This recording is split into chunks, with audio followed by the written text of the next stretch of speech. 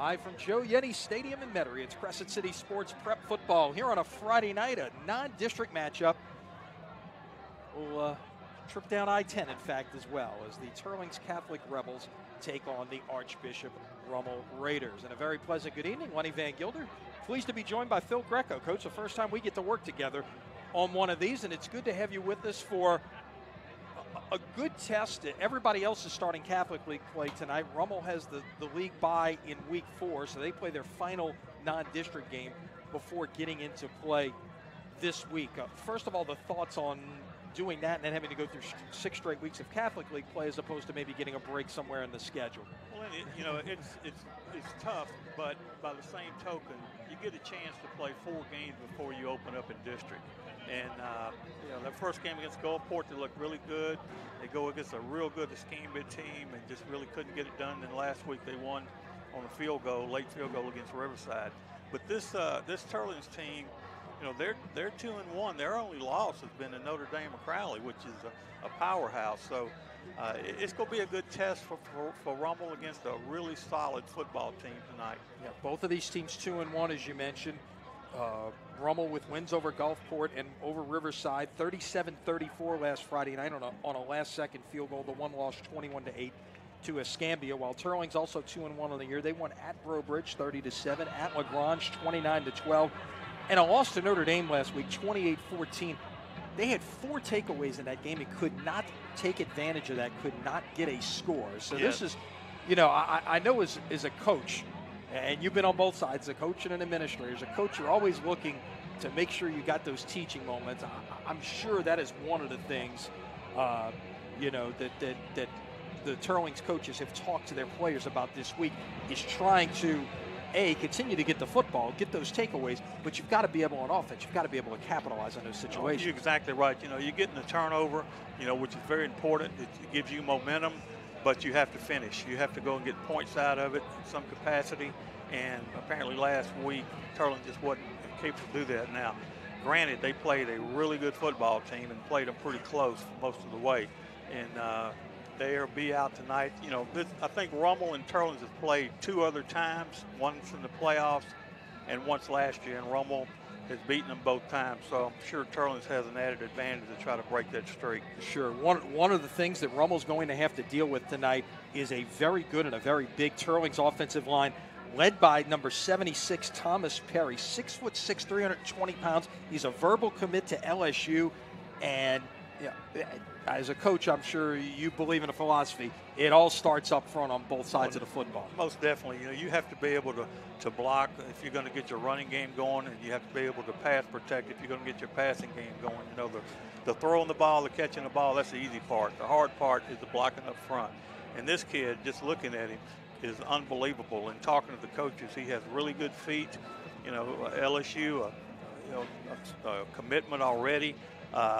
He's one that I'm going to be watching tonight. Just see how Rummel tries to, hang with him and who's going to be over him, because I know that's going to cause some headaches for the Raiders with that big guy. Yeah, as you look at Rummel's offense, of course, it starts with Chandler Fields, the UL Lafayette commit. So the folks back in Lafayette watching this game tonight are looking at a future Raging Cajun. He threw the ball a lot last year, but he's been a lot more active running the football this year. He's actually rushed for more yards than he has passed thus far this season. Last year, when you got, Jamar Chase and Evan Francione that you're throwing to and other receivers, Rummel had a bevy of receivers last year, and all graduated except for 2, Coy Moore and Jacob Renton. And they're very, very good receivers, but they haven't had more since the Gulfport game. He pulled a hamstring, and he hadn't been able to do anything. And he's really the guy that can break the big play. He has great speed, good moves, returns punts. So it's going to be curious tonight to watch him and see just how well he is if he's overcome that injury. Yeah, Moore is a junior. He's a commitment to the University of Southern California. So a lot of really good talent on both sides of the field this evening, which will be a lot of fun to watch. Non-district games, these teams are trying to get in their final 2 months before district play gets started. And I don't know, maybe district plays a little bit not what it used to be, especially in some areas with the PowerPoint system now and such. But when you're talking about the Catholic League, that's not the case. It's really about trying to win a championship in that league, and then whatever else comes of it in terms of the power ratings happens. Oh, there's no question. I coached at De La Salle and Shaw, and back in the day in the 70s, and I'm going to tell you something. Winning the Catholic League championship was huge.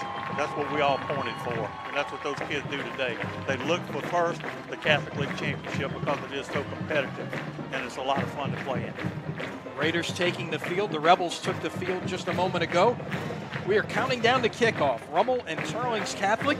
We will take a break and come back and get you set for the start of this football game. You are watching high school football from Crescent City Sports.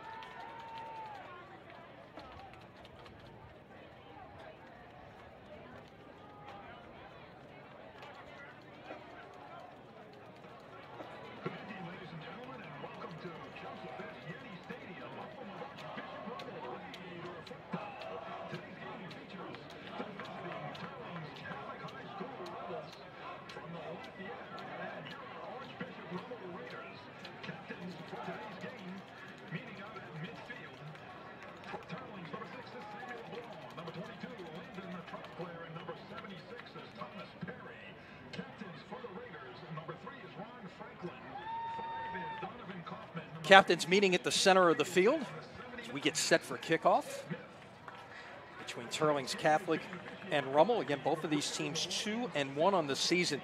One of the interesting points that you and I were talking about before the game, Phil, is you've got two coaches in this game, and Dane Saponche from Teurlings, Jay Roth from Rummel.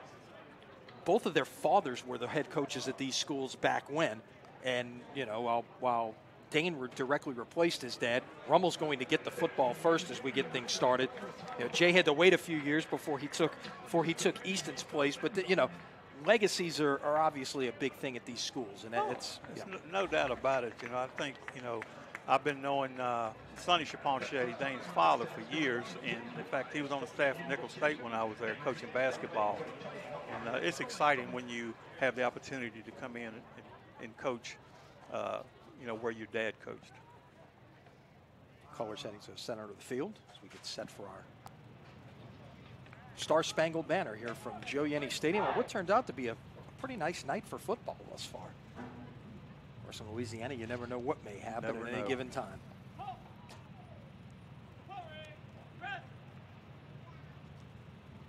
And now our national anthem by the Rummel Band. Let us remember that we're in the holy presence of God. First, our opening prayer. In the name of the Father, and of the Son, and of the Holy Spirit. Amen. Lord our God, we thank you for the gift of Catholic education. We thank you for the strong faith of these two Catholic schools, Archbishop Rummel and Teurlings. We ask you to continue to strengthen us in our faith and always help us to grow in brotherhood as we seek to build up the kingdom of God. Strong and faithful God, as we come together for this competition, we ask you to bless these athletes. May they give glory to you by using their talents to the best of their abilities. Keep them safe from injury and harm. Instill in them respect for each other and brotherly love. And reward them for their perseverance, both on and off the field. Lead us all to the rewards of your kingdom, where you live and reign forever and ever. Amen. St. John Baptiste, still us out. Pray for us. Live Jesus in our hearts forever. Thank God Almighty. Amen. In the name of the Father, and of the Son, and of the Holy Spirit. Amen.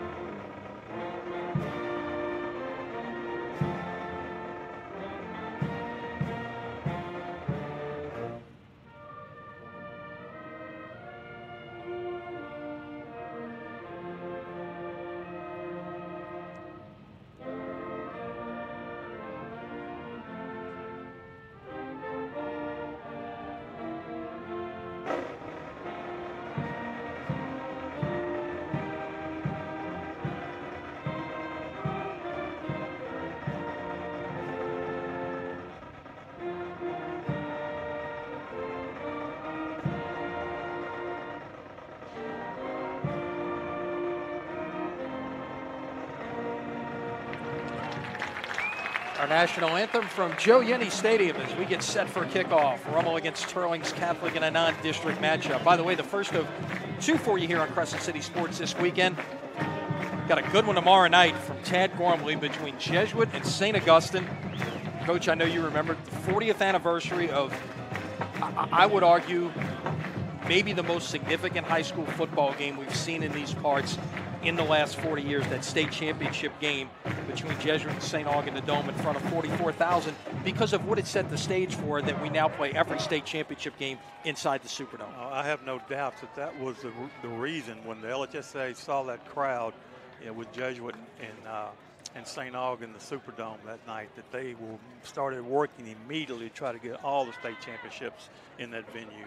And a lot of credit, by the way, to our good friend who passed away this summer, Bill Curl. It was a lot of Bill's work behind the scenes at the Superdome with the LHSA officials to make that happen. It took 3 years before it finally did, but since 1981, with the exception, of course, of the Katrina season, we've played every state championship game here in New Orleans, just down the road on Poydras Street.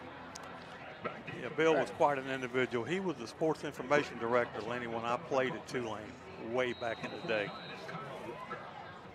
Ian Giudice is going to be a threat. He is the kicker and the punter for this team, and he's got 9 touchbacks, so he may take away the Rummel return game here this evening. That kickoff, nice job putting it towards the numbers, right at the goal line, and coming back this way. I believe that was Moore on the return and got it out past the 20 to about the 21-yard line. Check that. That's Donovan Kaufman, number 5 on the return, not 2. Those numbers crunch up sometimes. They can be hard to read. But no doubt the leg of Giudice is something we're going to have to watch this evening. Kicks, punts, as well as in the placement game is pretty much anytime they cross the 30-yard line, they're in field goal range. We get our first look at the Rummel offense led by Chandler Fields, the senior who's headed to Lafayette, play for the Ragin' Cajuns. Just 188 yards passing, but we mentioned 221 yards rushing. He's accounted for 3 touchdowns on the year. 2 receivers to the bottom of your screen. He will give it away on first down. And on the carry, that's Jalen Sturgis with a couple of nice moves inside, and will get up near first down territory. I'll tell you what, very nice move by Jalen to get that first step. And right there, he did something getting his shoulder square to the line of scrimmage, which he didn't do last year a whole lot. He got a nice gain, first down Raiders. Gain of 11 on the opening play. It's 1st and 10 at the 33. Fields will work almost exclusively from the shotgun. He's got Sturgis as a sidecar. He'll switch sides. A pump fake, and now throwing downfield and caught for a first down. That is Zach Mirambell, the junior, on the catch. He'll get 12 to the 45, so 2 plays and 2 first downs. Very nice play right there. They faked the bubble screen and threw the short post, and had a nice gain. Well-designed play, very well-designed. Rummel will go without a huddle. 4 wide receivers this time, 2 to the top, 2 to the bottom. Fake. Fields on the move, coming back this way. He's going to keep it. 45 midfield, he'll step out of bounds there. Very smart move on his part. He broke containment. Protection could have been a little bit better, but he scrambled out and got a 5-yard gain. Ball right at the 50-yard line. It'll be 2nd down 5. Opening drive of the game. If you're just joining us, less than a minute gone by.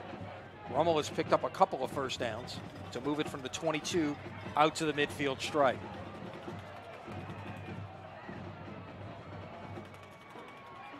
This time it will be Sturgis. Up the middle, he will get the first down and more out to about the 40-yard line.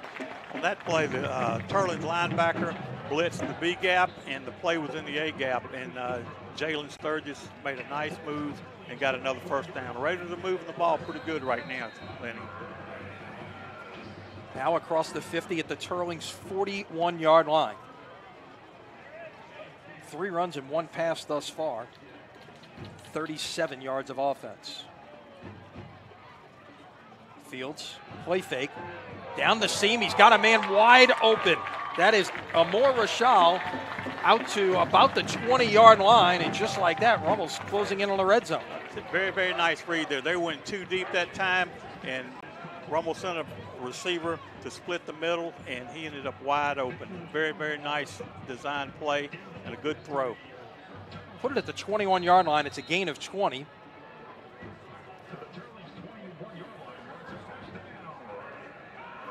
6th play of this opening drive. And flags before we can get this one started.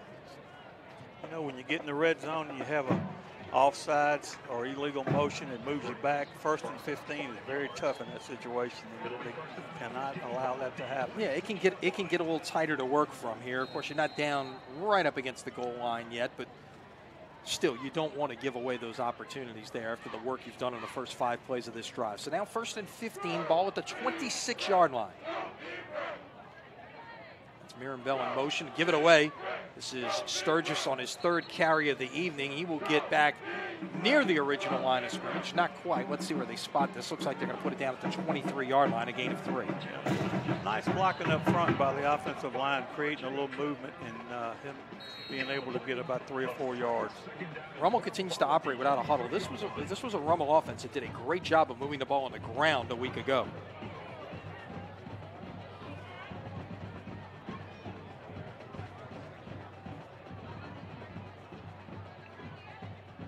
Give it away once again. This is Sturgis plowing forward out past the 20 to about the 18-yard line, and Rummel's going to face its first 3rd down of the evening. That time they had twins to each side without a tight end, and Teurlings moved one out, and that's exactly where Sturgis ran the ball, where they weren't. The line to gain is the 11. Ball is at the 18. The Raiders need 7 here on 3rd down. 4 wides with Sturgis alongside Fields. And looks like we got an offsides on Teurlings. That's a big play right there, and that this totally changes the situation from 3rd and 7 to now 3rd and 2 at the 13. Kid just got a little over anxious and wanted to get off on the snap and went a little early. Very nearly had one of those earlier in the drive, but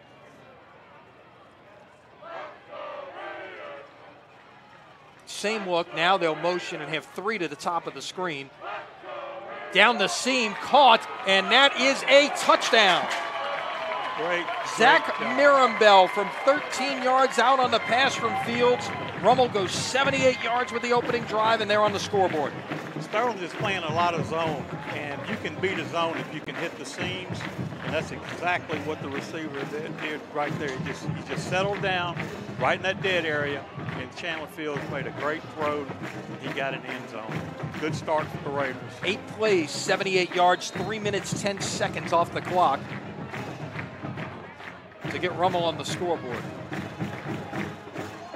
Jay Roth would take the score right now. The board says 61-0. I think they'll get that fixed here. Point after by Vanderbrook is good, and with 8:50 remaining here in the first quarter, your score, Archbishop Rummel 7 and Teurlings Catholic nothing.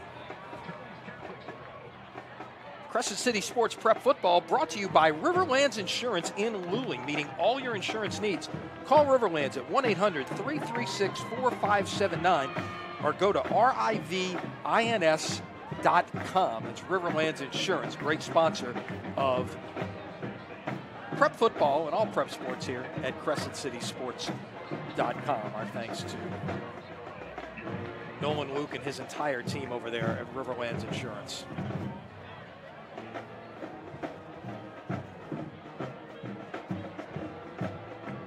So poised to get our first look at the Teurlings offense after Patrick Vanderbrook kicks this away. Vanderbrook, we mentioned, the game-winning field goal last week against Riverside, 45 yards with 9 seconds left. It's a heck of a kick, I tell you. That's some pressure. That's some pressure. And look, that's a grass surface over there too, so it's not quite a feat. He'll boot this one away, and that will go into the end zone for a touchback. So Vanderbrook showing off his strong leg once again, and Teurlings will take over after the touchback. With Sammy LeBlanc, the junior, 6'1", 150 pounds, behind center. LeBlanc on the season, 40 out of 75, 481 yards, 3 touchdowns, 3 interceptions on the season. I tell you, Lenny, that offensive line is mighty big for Teurlings. They have good-looking kids on that line. Yeah, you see that Thomas Perry towards the bottom of your screen is the left tackle. We mentioned him earlier. He's the LSU commitment, number 76, 6'6" and 320. They go 320, 280, 250, 250, 250 across the front. This is Landon Trosclair on the carry coming back this way. He will get about 4.5 yards on first down. We'll wait for the official spot. That was a good job of the pursuit by the Rummel linebackers. It looked like it was going to go for more yardage than that. It was very, very well blocked. Give him officially 5, second down 5. Now from the pistol. Ball with Trosclair behind him. They'll use a tight end and 3 wide receivers. Their best receiver, you mentioned that Coy Moore has been banged up. Christian Mouton is their best receiver, and he has been banged up as well. That won't get very much right there. Basically no game. Rummel need to really stiffen up their defense right here and hold them on this third down so they can get the ball back and put more points on the board. This is something that Rummel has failed to do, is let them out of third down. They need to get defense off the field right here. 3rd and 4 at the 26. This is LeBlanc on the roll. He'll put it down and go and slide, and we'll get the first down. Just past the 30. And that's something that, Rummel has had problems with, is the third down, letting those kids out. Now here they're going no huddle. Seen a little bit of that from both teams, although Teurlings showing a lot more tempo than what Rummel did. Give it away here to the running back, Trosclair, and he is out past the 40 to the 42-yard line, and that'll be a first down. Just a little dive inside, and again, they're going fast here, and that can wear out your defense if you get off the field. Yeah, the good news is you got a hydration break coming in about 90 seconds. The problem is it's still 90 seconds away. That's a nice job by the Raider defense right there to stop Trosclair, and that first down play might have gotten a half a yard, if that. A very good play. The defensive end on that side did a heck of a job of setting the edge and getting underneath that block. And good pursuit by the Raider defense that time.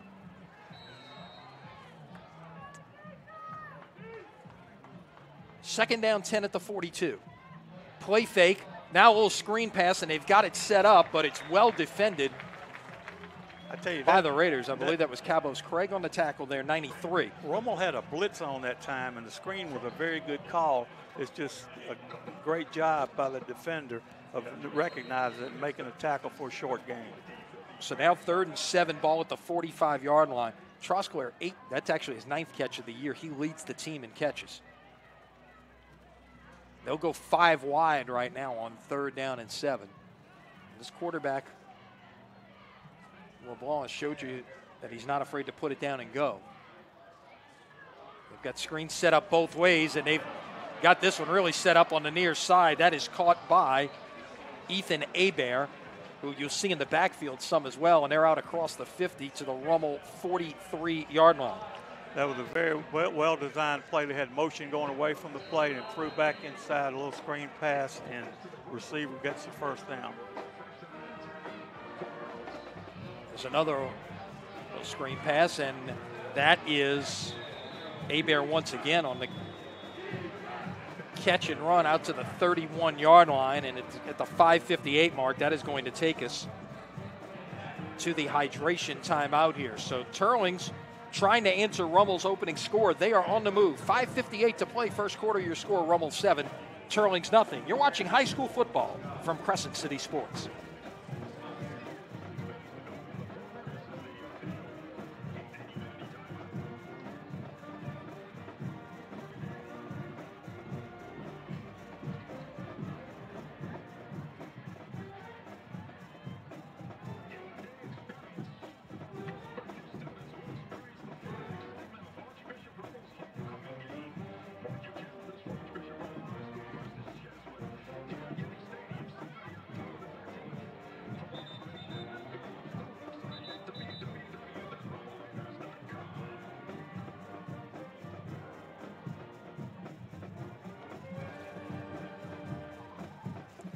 Teurlings on the move here. Started at the 20. They now have the football at the Archbishop Rummel 31-yard line. They've converted a couple of third downs on this drive.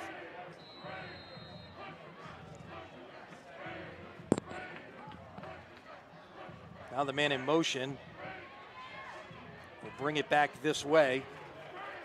That was Trosclair on the carry. He will get about 3 on first down. They lined him up in the wing and brought him across the formation on an inside handoff. Just a jet sweep to the wide side of the field. They end up getting 3 yards. Rummel defended it fairly well that time. 2nd and 7, the ball at the 28-yard line. This will be the 10th play of this Teurlings drive, which started at the 20. Little run pass option right there. Well defended on the slant, and that was Ron Franklin coming up from his safety position to get a hand on that one. I know he wants that one back because that had pick six written all over it, Lenny. He read the thing very, very well. It was a short post, him at the free safety position, and Ron made a real nice break on the ball. Now we got a 3rd down. 3rd and 7. You're looking to get off the field here. Remember, Teurlings already in field goal range right now with the leg of Judy's. There's a screen pass set up. That is Trosclair. They've got this well blocked 20 down to the 15-yard line, and Teurlings is in the red zone. Another 3rd down conversion for the Rebels. Very well designed play, just a little quick screen out to the lone running back. Had good blockers in front, and they've got a 1st down on the 15. And they'll go with tempo again. Rummel trying to make a quick substitution. They will get the man off the field. This once again is Trosclair on the carry. He will get to right at the 10-yard line, a gain of 5. Very good movement there. The offensive line for Teurlings. They're big and they can come off the ball, and they really have those. I'm really impressed with their feet. They've got really good feet. 13th play now on this opening drive. It's covered 70 yards thus far. Once again, it's Trosclair, and it's well defended by a host of red shirts beating him right at the line of scrimmage. Teurlings tried a little trap play that time, and Rummel would have nothing to do with it because they just converge real quick on that for a short gain. Out past the 10, put it officially at the 9. It's going to be 3rd and a long 4 right here for the Rebels.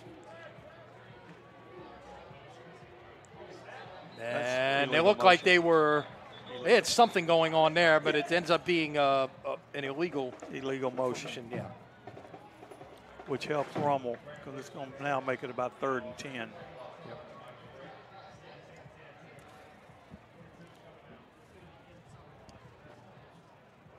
Looked like they might have even had something up their sleeve there, Phil. They may have. Yeah, I don't know if it was going to be a direct. It might have been a direct snap going to Trosclair. They looked like they were trying to overload things on one side of the formation. Now they're back with 5 wides here. The last time we saw this look, they set up screens to both sides and came back this way with a screen for a 1st down. Into the end zone. That is broken up. And once again, that is Franklin on the defense, as that was intended for Charlie Spence, the senior, who lost his helmet in the collision. Very nice play by Franklin. Again, he's out there playing free safety. He breaks on the ball real well that time and breaks up the play. A solid hit right there at the end of the play. So 4th down 9, the ball at the 14-yard line. Actually, they'll put it back at the 15-yard line. And we will we will see Judice here. This will be a 32-yard try.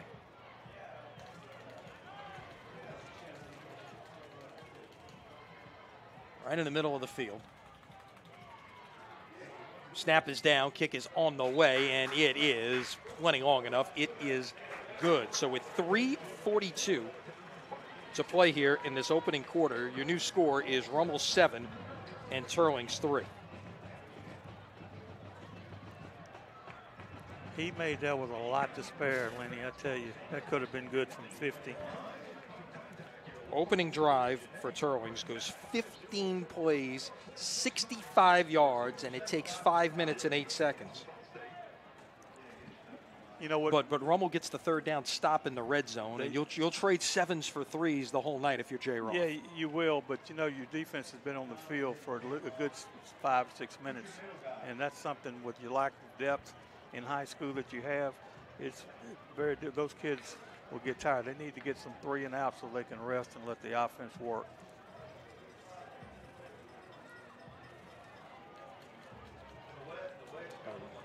Judice will kick this one off from the 40.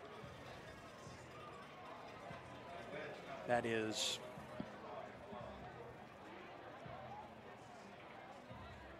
Kaufman at the bottom. I believe that's Coy Moore at the top. We'll see if he can get his hands on the football right here. He hasn't been in on offense yet, Lenny. I've been watching, so don't know if he's 100% or not. That is into the end zone for a touchback. So Rummel will take over at the 20.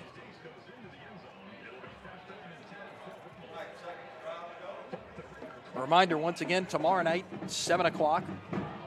Airtime 6:50 from Tad Gormley Stadium. Jesuit and St. Augustine in a Catholic League opener for both teams. We'll have it right here at Crescent City Sports. Ken Trahan will have the call along with Lon Elzey on that one.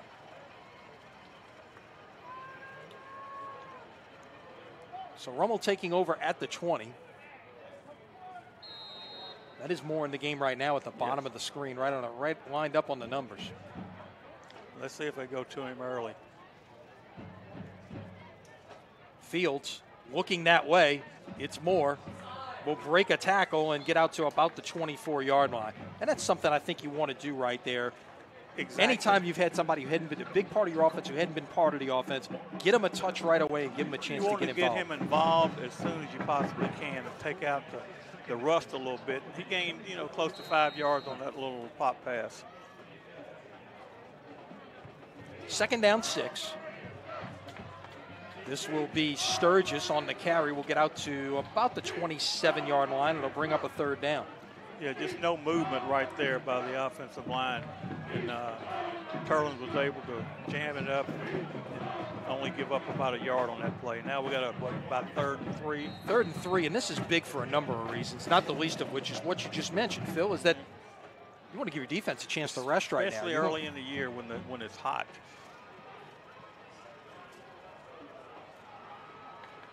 From the 27, Fields will give it away in a big hole up the middle. Sturgis, 45, breaks to the outside midfield. 45-40, he'll get run down and pushed out of bounds at about the 38-yard line. A gain of 35 on 3rd down. That was a great hole there by the offensive line. I tell you what, he gets the ball and he just has a good seam there, and he shows a lot more speed than you might think he has for a big kid. He shows good speed there. He's run down, from the back, but the 35-yard gain, a great run, and Rummel's on the move again. 66 yards already for Sturgis, who gets a hand as he comes off. And it will be Kyle Walker taking over. Logan Diggs has not played yet this year with an ankle sprain. High ankle sprain, those things just take a while to get healed. A little different look offensively for Rummel right here. And this will be Fields on the keeper. Will bounce it back this way and pick up about 4 on 1st down. He wanted to go wide right there, but they set the edge, and he wasn't able to get outside the end. But he did a good job on getting some positive yards, and that's something that I think, Rummel has to do. They got to keep that down marker moving forward. You only gained 3, but 2nd and 7 is very manageable. Yeah. Pretty much stay on schedule right there. 2nd and 7, ball now at the 35-yard line as the clock ticks towards the 2-minute mark here in the 1st quarter.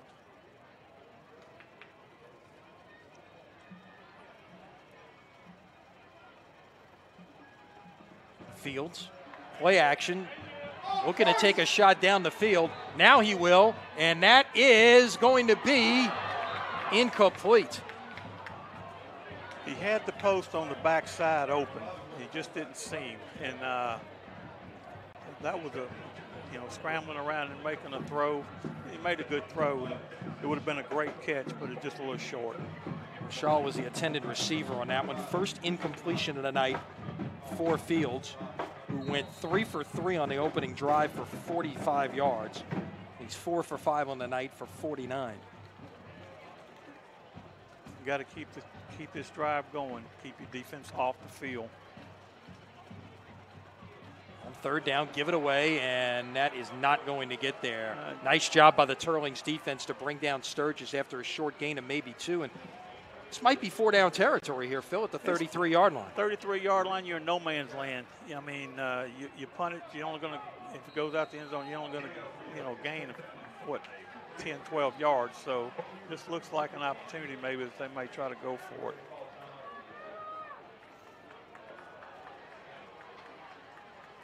Fourth and about 6. Line to gains the 28.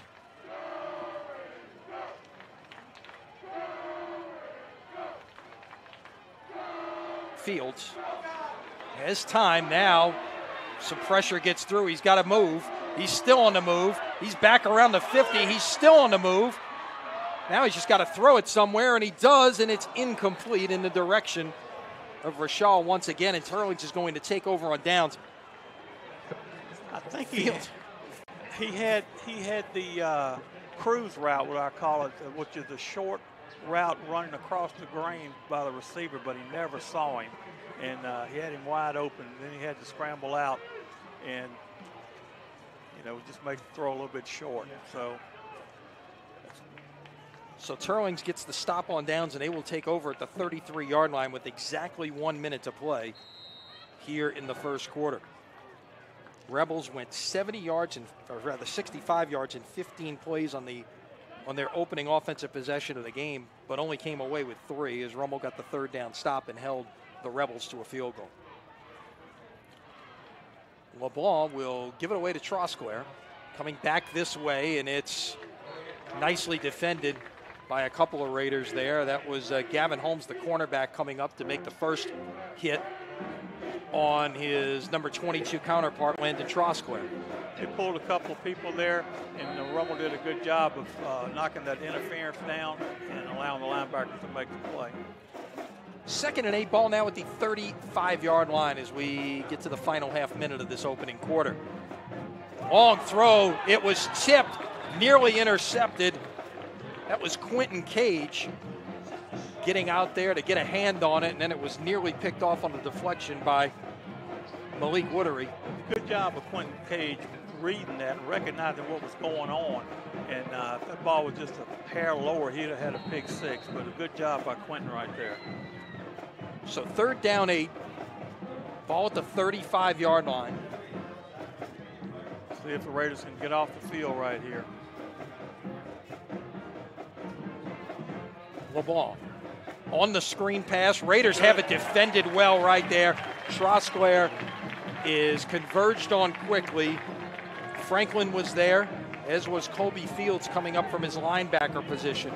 And they get 2 on the play, and it's 4th down, and Teurlings will have to punt. I mean, they really recognized that little screen. That hurt them earlier in the first drive that Teurlings had it, but they recognized that, real quickly and was able to make the play for a loss. You hear the horn. That is the end of the first quarter. Entertaining first quarter of football. Offenses move the ball a little bit. Defenses getting stops here later in the quarter. 12 minutes in the books. Your score, Rummel 7, Teurlings 3. Back after this, you're watching high school football from Crescent City Sports.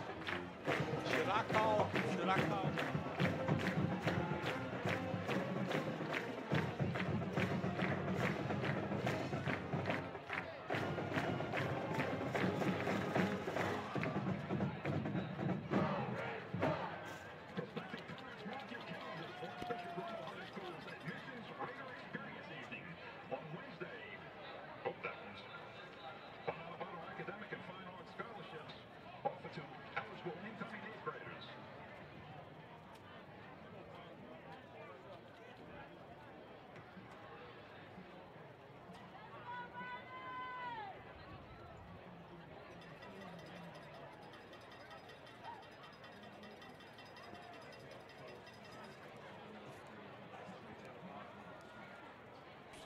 Set to play here in the second quarter. Teurlings will punt it away on 4th down from the 37-yard line. This will be our first look at Judy. Says the punter. That's a high kick, and it's covered, but breaking away there and getting a few yards on the return is Donovan Kaufman. Will give the Raiders good field position at about the 44-yard line. Very good job by Donovan right there. He did a good job of fielding the punt. And I tell you what, in high school, if you got someone, Lenny, who can field the punt, you way ahead of the game, because that's so important that you can, not give up big yards if you let the ball hit and roll. Crescent City Sports Prep Football brought to you by Lamarque Ford in Kenner, the only local dealership in the New Orleans area where you can totally buy online. Go to Lamarque.com. Okay, Rummel has good field position here. Let's see if they can take advantage of it. Yeah. Started the first two drives, one at the 22, one at the 20.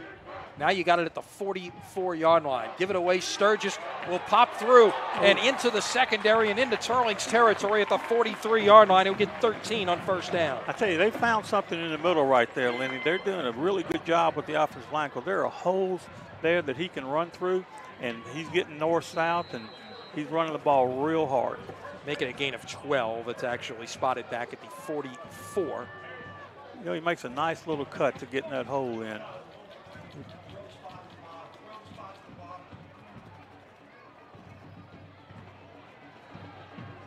Pass this way is caught. That's Jacob Renton out past the first down markers, and Rummel has run 2 plays here on this third possession on offense, and they've quickly got 2 first downs. It's a gain of 17. Just a good job of recognizing where your blocker was, and it was a very, very nice block out there by the receiver, Marin Bell, to free up Renton.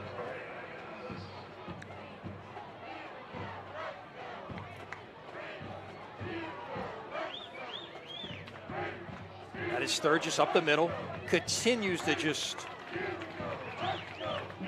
really do some damage between the tackles. He gets 5 there. I'm really impressed. It really wasn't much there that time, Lenny, but he just lowered his shoulders and kept pumping his feet and ended up getting 5 yards. A 2nd and 5 for the Raiders. He now has 85 yards on the ground here, just barely a minute into the second quarter.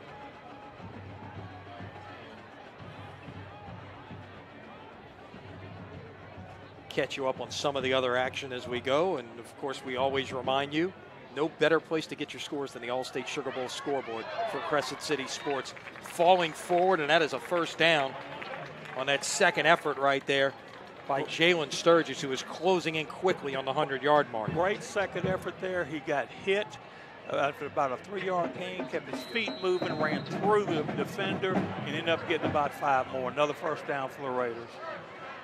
92 yards on the ground now for Sturgis as Rummel plays a 1st and 10 at the 15-yard line. You feed him until they stop it right here? Well, first you got to hang on to the football as Fields looked like he went to pull it back right there, perhaps, on the read option that we see so much of, and he just didn't have a good grasp of the ball, but he fell on it back at the 19. It looked like a read option, and he was, I don't know if Sturgis' elbow caught the ball or what, but now they're playing again behind the chains, 2nd and 12. Ball at the 19-yard line. Had a blitz. I'm going to blitz that time, and still Sturgis is going to battle and find his way to get 3 yards out of that. He's really running the ball hard. He's worked hard all year. Got his weight down from last year, and I tell you what, it's made a real difference in this Rummel offense and in the running game.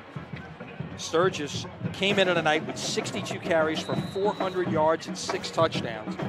He's averaging right at about 133 yards a game. He's got 95 here in 15 minutes. And he gets a lot of that, Lenny, on his own. He breaks tackles, he makes quick moves with his feet and heads north-south. 3rd and 11, ball at the 16-yard line. The line to get is the 5. Play action, Fields to the far side. That is bobbled and dropped. That was Logan Bertucci, the fullback, could not hang on to that one. I thought maybe they might call that a fumble, but I'm glad they didn't. But he hit the guy, he hit Logan in the flat, and he ended up not being able to hold on to it. So it looks like we'll see a field goal try here. We've seen one already from Teurlings. Now we'll see one from Rummel. Patrick Vanderbrook will come on and attempt put it down at the 24 to be a 34-yard field goal. So Rummel taking 8 yards back. Most high school teams you see take 7 off the snap, but they're putting it back 8 yards behind the line of scrimmage.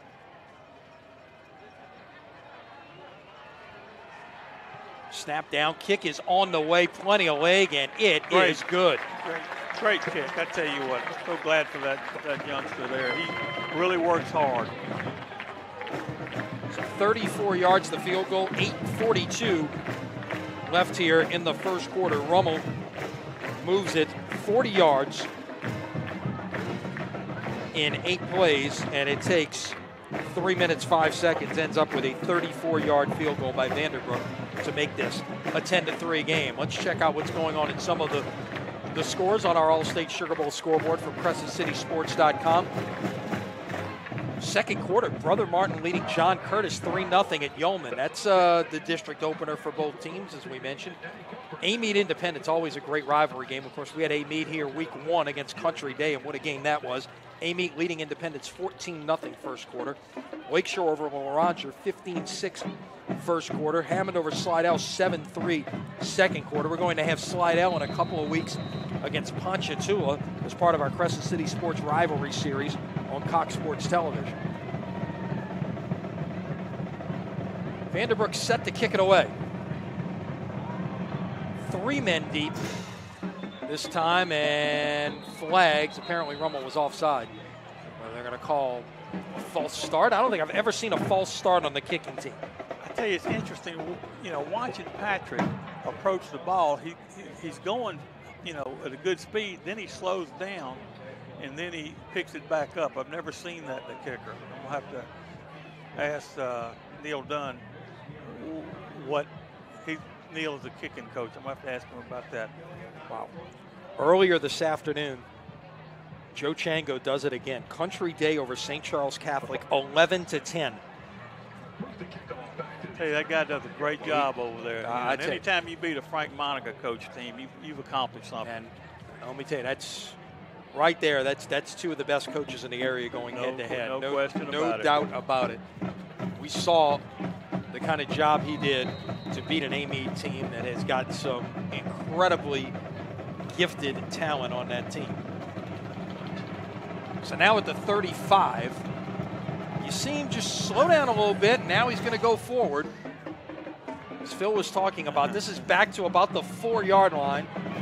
That's Trosclair, and nice coverage right there to get it at the 20-yard line, 21-yard line to be exact. Tremendous coverage right there. You got good height on that ball, and the Rummel kickoff team really did the job right there. Because sometimes when you get a penalty like that, you move back, and the short kick, and anything can happen. So great job right there by the special teams.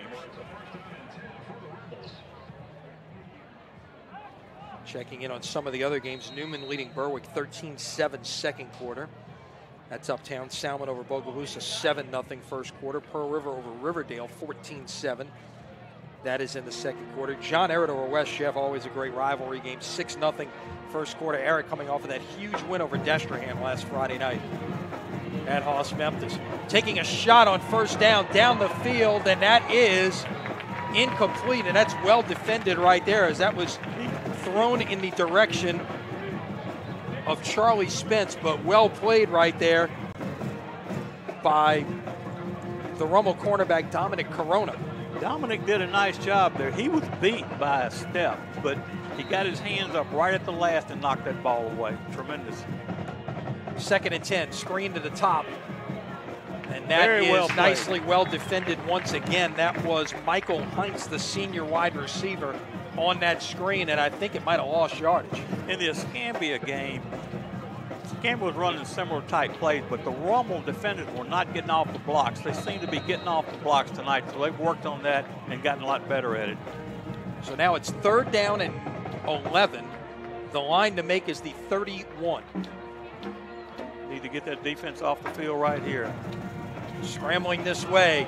Nice job by the Rummel defense to force the quarterback LeBlanc to put it down and go with it, and he only got 2, and he is well, make it 3. He's well short of the first down. I tell you what, when he was rolling out there, the receivers were very, very well covered. He tucked it, and Quentin Cage came up, saw what was happening, and made a nice play. So give the Rummel defense a lot of credit. We saw that 15-play opening drive where Teurlings converted some 3rd downs, move it down the field. We've seen 2 3-and-outs since then by the Rummel defense. That's exactly what you have to have. Get your defense some rest and get your offense back on the field and put more points on the board.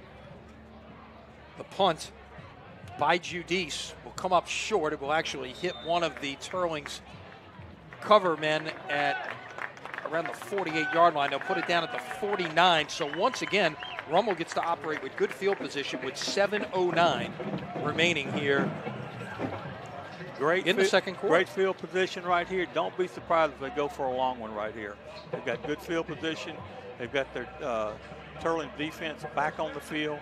Didn't have much of a rest. Let's see what Coach Roth comes up with right now. Big rivalry, of course, going down in the River Parishes this evening. Destrehan over Hahnville, 14-0 first quarter. St. Paul's leading North Shore 7-0. They're starting district play on the North Shore this evening. Ponchatoula over Covington 7-0 second quarter.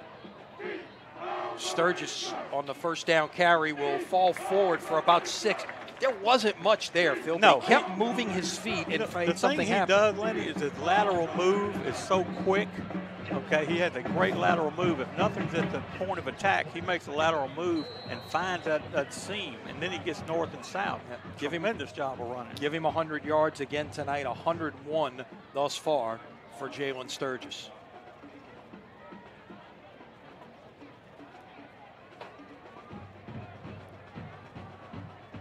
On 2nd and 4, Fields going up top in the direction of Moore, but it was a little high, and it's 3rd and 4. A little high, pretty well covered. He would have had to fit that one in just perfect for it to be a completion. But give credit to Teurlings' defense. They had that defended pretty well.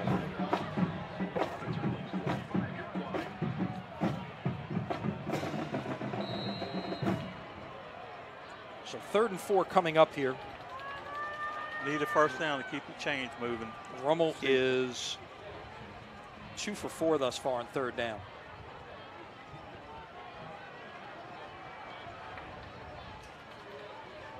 Give it away. Sturgis finds a hole up the middle. Into the secondary. First down once again. And Sturgis gets 11 on that 3rd down carry. Give credit to the offensive line. Zach Smith, Ethan Barnesfather, Anthony Harrison, Teron Laborde, Brenton Bacon. They are doing a tremendous job up front of getting some movement at the point of attack. And that's why Jalen's able to run the ball so effectively. By the way, we could talk about Zach Smith a little bit more. I think he works harder than you or I have ever done with everything he does around that school. That's 9 more that time. But student council president, football team captain. He's an honors student, was just honored at the quarterback club luncheon on Tuesday. Scholar athlete of the week as we hit the hydration break here with 5:59 remaining in the second quarter. We'll talk more about Zach in just a minute. Take the hydration break with him. 5:59 to play second quarter. Your score: Rummel 10, Teurlings 3 here on Crescent City Sports.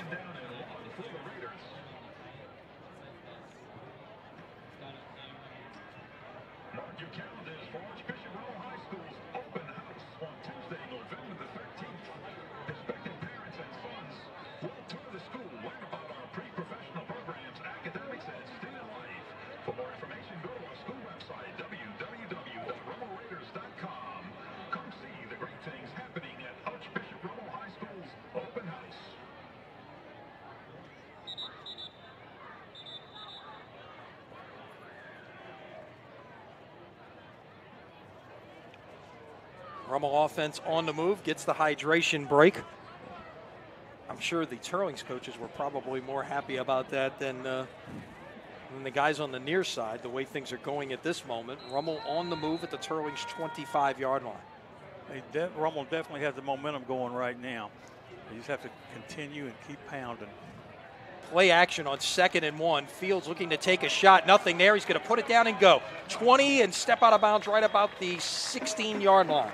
That was a good job right there. They had good coverage in the secondary. He saw a little opening, made the decision to run, which was a good decision, and get out of bounds. Another first down for the Raiders. And in the red zone once again at the 16. Need to come away with a touchdown right here, not a field goal. Last time, Rummel got the ball at 1st and 10 at the 15-yard line. That's when the bad snap or the fumbled snap on first down. Fields will keep it on the read option here right up the middle and get About 6.5 yards on that first down play. It'll be 2nd and short.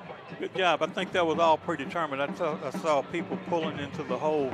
Of course, if you're Teurlings, you better be trying to stop Jalen Sturgis right now, and he's a good decoy. No doubt. 2nd down, right at about 4. It looks like the ball is touching the 10-yard line.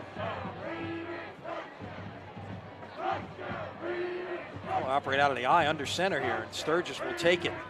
Pounded up the middle. He'll be pushed back short of the first down. Got about 2 on the play. So it's a big 3rd down and 2 coming up right now for the Raiders. A little bit different look from the Raiders that time. Just a handoff, which was deep in the backfield, which they really haven't done. He's been hitting the holes, really quick. But 3rd and short, need to get this one in. So Rummel's converted once on 3rd down in this drive. This is the 8th play of this possession, which began back at the 49-yard line. Give it away to Sturgis, and a nice job by the Teurlings defense. That was coming off the edge there. R.J. Tripp, who's a big play guy, 3 tackles for loss, a 60-yard interception return, and a forced fumble to his credit on the year. The junior, this is a very senior-laden Teurlings lineup. He's one of the few juniors that start. They made a big play right there coming off the edge, and let's see what Rummel does on 4th and 2. Got a decision to make right here, 4th and 2. It's on the right hash. I think Jay's going to call timeout right here. He's talking to the officials, so we'll see. Because standing right there, just waiting for the play clock, which they're not on here, so we can't tell. But it's let it get down to effectively 1 second and then call your timeout with 3:45 to play. And give this some thought as to exactly what you're going to do here on 4th down and 2. Well, now, there's 2 schools of thought right here. You're down deep. You want to establish your will and pound it in and get a 2-touchdown lead if you can. But if you can kick a field goal, it makes it a 2-score game at this point as well. That's true. So the only thing is on that right hash where that ball is located, that's a very difficult angle for a kicker. It is. Okay. It is. And keep in mind that, yes, the goalposts are wider in high school, but so are the hash marks, and you're all the way over on that far right hash, and it is a bit of an angle right here for a short kick of 25 yards. And the other thing, too, defensively, Rummel's been playing pretty well. Even if you don't make it, they've got a long way to go for a touchdown. So we'll see what he decides to do. And looks like the offense is headed back out there. Yep, they're back out there. Be curious to see what kind of call he makes. Situation like this. I'll throw this situation at you. Do you go out here and hard count and try to draw them off sides right now? And then if you happen to take a delay of game penalty, now you're backing it up and you're lessening the angle. That's a great possibility. Let's see what he does. Fields under center, and now timeout Teurlings. Teurlings. Cat and mouse game going on here. Teurlings saw something that they didn't particularly like. And, or maybe hadn't seen. Maybe that was something different in terms of the tight formation. Fields is underneath center for the last 3 or 4 plays, not in the shotgun. So that's something a little bit different that they've been doing. By the way, next Friday night, see it here on Crescent City Sports, but you'll also see it on Cox Sports Television. We talk about rivalries. There aren't a lot bigger than the 99th meeting of Jesuit and Holy Cross at Tad Gormley Stadium, and that is we'll have a pleasure of bringing that one your way on both Cox Sports Television and Crescent City Sports. Next Friday night, 7 o'clock, we're on the air, 7:15 kickoff. 99 consecutive years. That is incredible. It is unbelievable. With the problems we've had with weather, hurricanes, and missing games, they found a way to play, to keep that rivalry going. 2005 game was played right here, in fact. Of course, there was nothing going on in New Orleans at that point. Tad Gormley was unplayable. They played that game right here at Joe Yenny to keep that streak alive in 2005. Here we go, 4th and 2 at the 8. Chandler Fields will take a look back. Again, a very tight formation, although you've got 1 to each side. Toss sweep Sturgis, cutting it back up inside and in, but there's a flag on the back end of the play. Let's see what the call is back at the 10-yard line. It is holding against Rummel. That was a good call. Rummel has not run a sweep the whole game and ran it at the right time right there, but unfortunately They got a holding call, and it looks like they're going to kick the field goal here. Now Vanderbrook is on. This will back Rummel up to, let's see exactly where they're going to mark it from. Looks like they're going to mark it from the 9, so this should put the football at the 19-yard line. It gives you a little bit better angle, since it's moved back a little bit. So, football coaches didn't realize they had to learn much about geometry, but that's what this is, really. Exactly, it is. It really is. You have to adjust yourself and your thinking according to where you are on the field, especially in high school with the hash marks so wide. So 4th down, 13. The ball now at the 19-yard line. It'll be a 36-yard try from Vanderbrook, who was successful from 34 earlier in the quarter.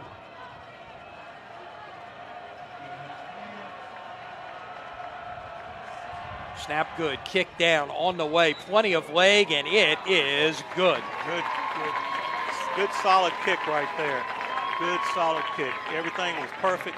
Protection, snap, hold, and the kick. So 9 plays, 32 yards. Drive took 3 minutes and 35 seconds, and they're almost had it 4 times, and they've scored 3 times. I'm sure Jay Roth would rather have 21 on the board instead of 13 right now, but the good news is you have a 2-score lead. You have a 2-score lead, and you're putting points on the board. Okay, sure, you won't touchdowns, no doubt, but to go down there and not get anything would have been a lot worse. So 13-3, Rummel's kicking off again. If they can hold them again, they've got 2 timeouts left, and they can possibly go down and try to get another score. And clearly you've shown that your kicking game is solid enough that if you can get down in range, you've got a chance to knock something through and add on there. The kicking game is just so important at every level. You see close games decided by the kicking game all the time.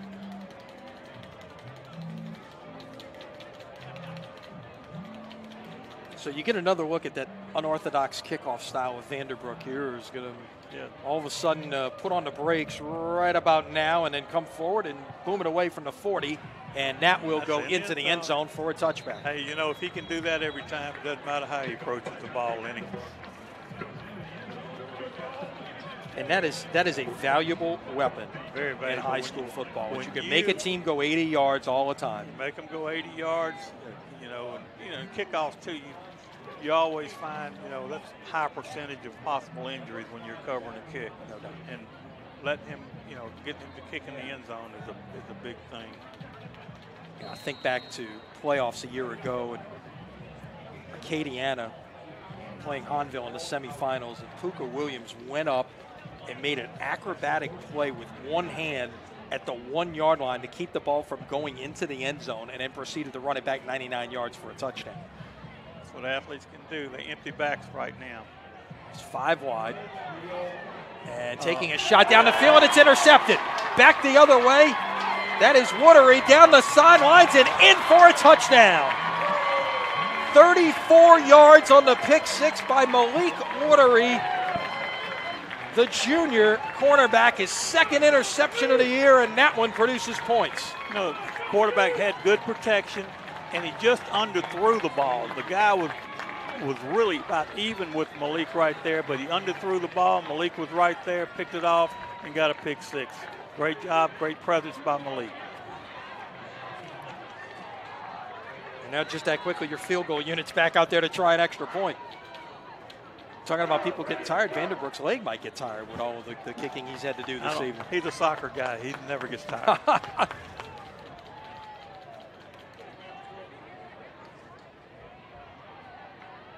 Point after is good, and with 3:24 remaining in the quarter, Rummel has now scored 10 points in 10 seconds, Phil. That's amazing. I tell you what, when you can get a pick 6 like that, it really deflates a team, and we'll see how Teurlings is able to come back from that, because it is very, very disappointing. They were only down 10 points. And think about it. If they could have put a drive together, and they've still got time here with 3:24. Yeah, but in this circumstance, you put a drive together, you get points on the board. Teurlings gets the football to start the 3rd quarter. You got a chance maybe to double up here, exactly. And get right back, in this thing. And they've still got an opportunity to do that. But now you're really playing from behind the 8 ball, down 17 points. And the other thing too, Lynn, you can't panic in these situations. You got to let the game still come to you. You can't try to force things like throwing deep a lot, and things like that. The screens were good for them early. The bubble screen was good. they need to probably go back to that if they want to try to get back in the game. But I've been impressed with the Rummel defense this season. They're really playing hard. They really stepped up after that opening drive. Not allowed a first down since then. Vanderbrook. This is going to be a little bit shorter and returnable. This will be Trosclair up the middle, out to about the 22-yard line, and well defended by the Rummel special teams right there. Great coverage right there. You know, anytime you can hold them inside the 25 on a kickoff return, you have done a tremendous job. That was Stephen Cage, the defensive lineman, making the hit there at the 22-yard line, and that's where Teurlings will take over with 3:18 to play here. Well, we'll see what Teurlings wants to do right here. Do they want to try to methodically go down the field? Do they want to try to push it down the field? Be curious to see how they handle this situation. Yeah, remember that 15-play drive on their first possession. Since then, they've gone 3 and out, and threw a pick 6 on the first play. Rummel's defense has really stepped up big time. They will roll it in a throwback screen. And it's wide open. And there's no one there, and they've got a blocker out there. There's the big guy, the LSU commitment out there blocking on the play. And that will be Dane Turner, the tight end, who get it out to the 50-yard line, a gain of 28 on that throwback screen right there. You know, that's always been a good play and a favorite play of mine back when I coached, is the tight end screen, because you sort of lose that guy when he goes down and fakes the block and he bleeds over in the flat. It's just not too many people over there watching him. That time it worked very, very well. And you saw a little bit of Thomas Perry's athletic ability right there. Great. Phil, he was out there blocking downfield on that. That is job. Well defended by the Rummel defense, and they will continue to push. That is Ethan Trahan on the carry. The first time we've seen him carry the football this evening. Looks like he lost his helmet on the play. Got about one, but he worked hard to get it. He worked hard to get that one because he was hit by a host of Raiders right there. This is the first time Teurlings has crossed the 50 since that opening possession. At the Rummel 49, 2nd and 9, clock ticking down towards the 2.5-minute mark.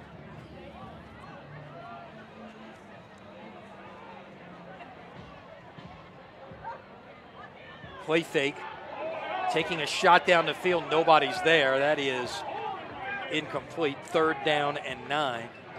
Not sure if there was a miscommunication or if that was just... I think they were trying to fool the corner again over there, and I can't both, because he sprinted out to the right and was going to throw back to the left, and that was Caleb Whittington, the intended receiver right there.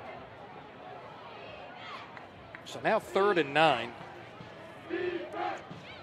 Teurlings on the opening drive converted another screen 3 different times on 3rd down, and this is going to be a first down. They're going to get another 3rd down conversion here. Yeah, they do a really good job with their screen passes. They have a lot of different ways that they get the ball to different receivers and backs and tight ends, and they're a very good screen team.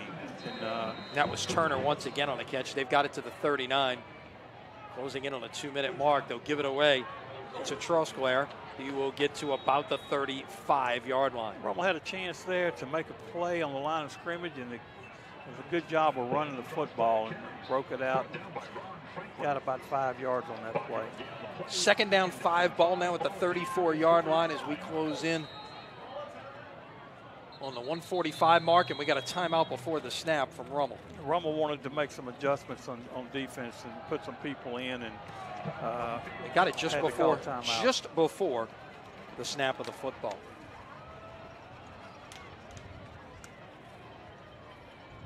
So a big possession in this game. If you're it's huge right here. The Teurlings staff right here. You got to get a score. If you look at football games, close games, the 2 biggest areas of momentum change is right before the half and right after the half. Okay. And Teurlings has an opportunity here to put something on the board. Then, like you said, they get the ball in the second half. So it's a very pivotal time in the game. And, Rummel needs to step up and stop them and not give them momentum going into halftime.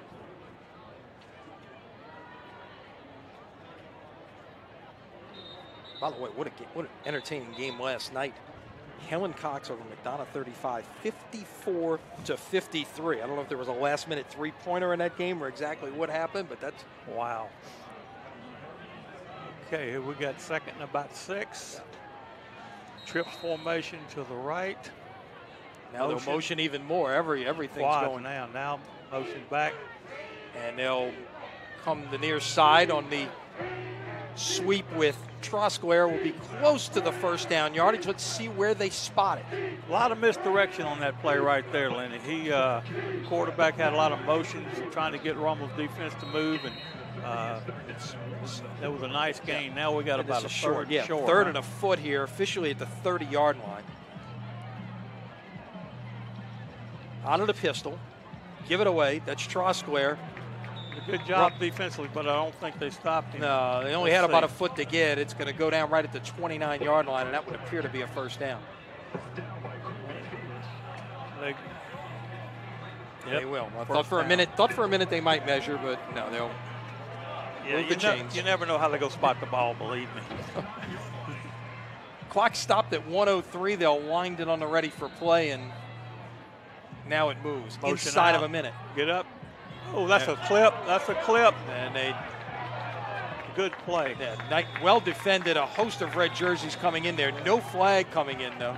It's hard to believe because he hit him right in the back and pushed him as well. But hey, it's a loss. It's a good play by the defender from Rummel. And that was, I believe, Trosclair on the catch. No, maybe 12. Let's see. No, I was 20. I was 22. That was Trosclair on the catch, and he lost 2 on the play. So a timeout here with 50 seconds remaining.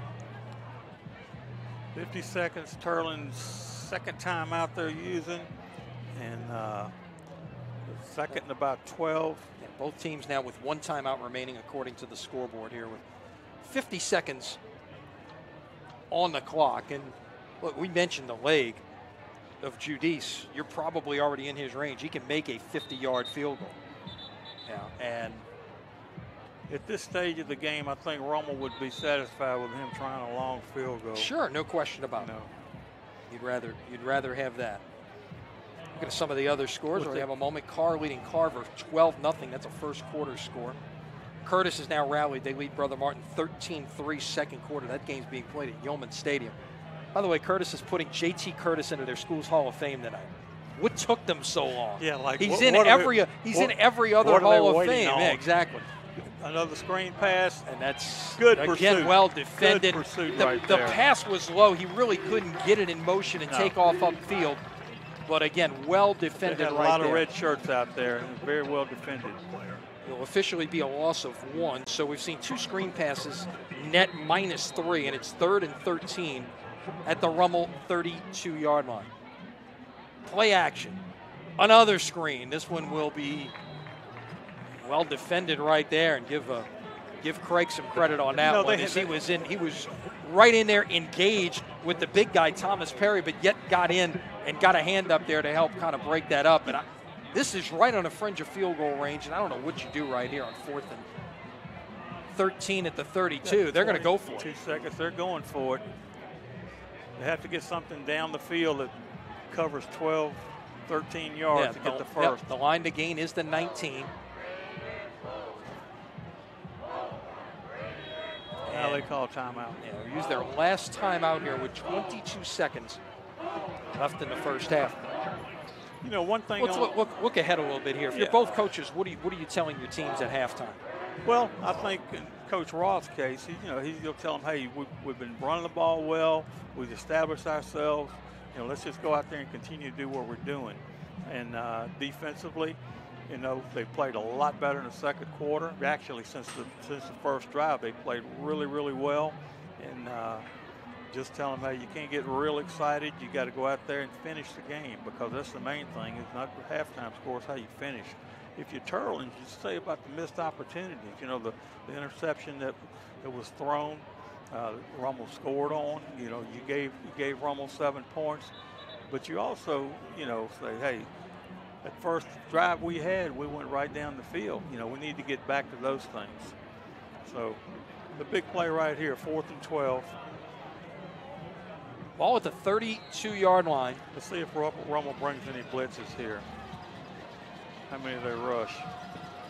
There. Teurlings with 5 wide, so.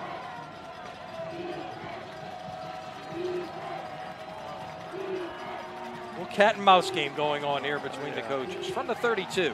They're rushing. They brought a blitz.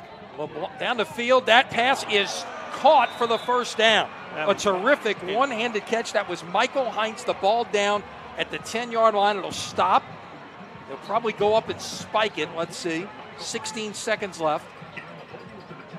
Wait for the clock to wind. Now they wind it.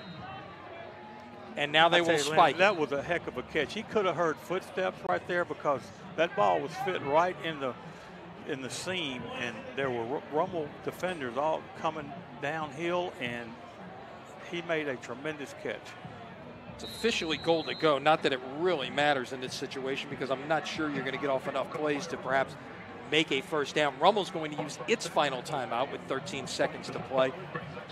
Very pivotal point right here in the game. Rummel cannot afford to give them a touchdown and give them momentum going in at half. And again, keep in mind, Teurlings gets the football to start the third quarter. So correct. This is key in this football game right now. You can hold them to a field goal, and it's still a 2-score game right here. And you're 14 instead of 10. You figure that Teurlings has 2, maybe 3 opportunities to throw it in the end zone with 13 seconds left. Right. And it is, keep in mind, now the scoreboard says first down. It is second down. They did spike the ball, so presumably on fourth down, you figure they would kick a field goal. Yes. Now, obviously the field shrinks right here, which can help the defense. Do you try to bring pressure with no timeouts left? A sack would effectively end the half, and you might get them out of here with no points. Yeah, I think you have to have confidence in your secondary to be able to go man with these guys and bring some pressure. And because you let him sit back there and throw, and you don't have the pressure, those receivers will get open. Second down and goal. The sticks are down, so it cannot make a first down here. It's goal to go at the 10-yard line. Ball is touching the 10. It looks like Rummel's in man free right here, so it may be bringing some pressure. Yep, they are. And, a busted coverage and a wide open receiver in the end zone for a touchdown. Apparently, when that guy went in motion, nobody, kicked back the defense, and the receiver was just wide open. That was Ethan Hebert, number 8 on the catch. 10 yards and the touchdown with 9 seconds remaining. So give Teurlings some credit here. They went right down the field when they had to have it. And not sure exactly what's going on here. We got somebody injured for Teurlings. Okay, now he's up. Okay, I saw everybody on a knee there. I wasn't sure exactly what was going on. Quite a momentum shift for Teurlings getting that touchdown right at the end of the half right here. Another long drive. 13 plays, 78 yards, 3 minutes and 9 seconds. They had 15 plays on that opening drive that ended up in a field goal. 13 plays here.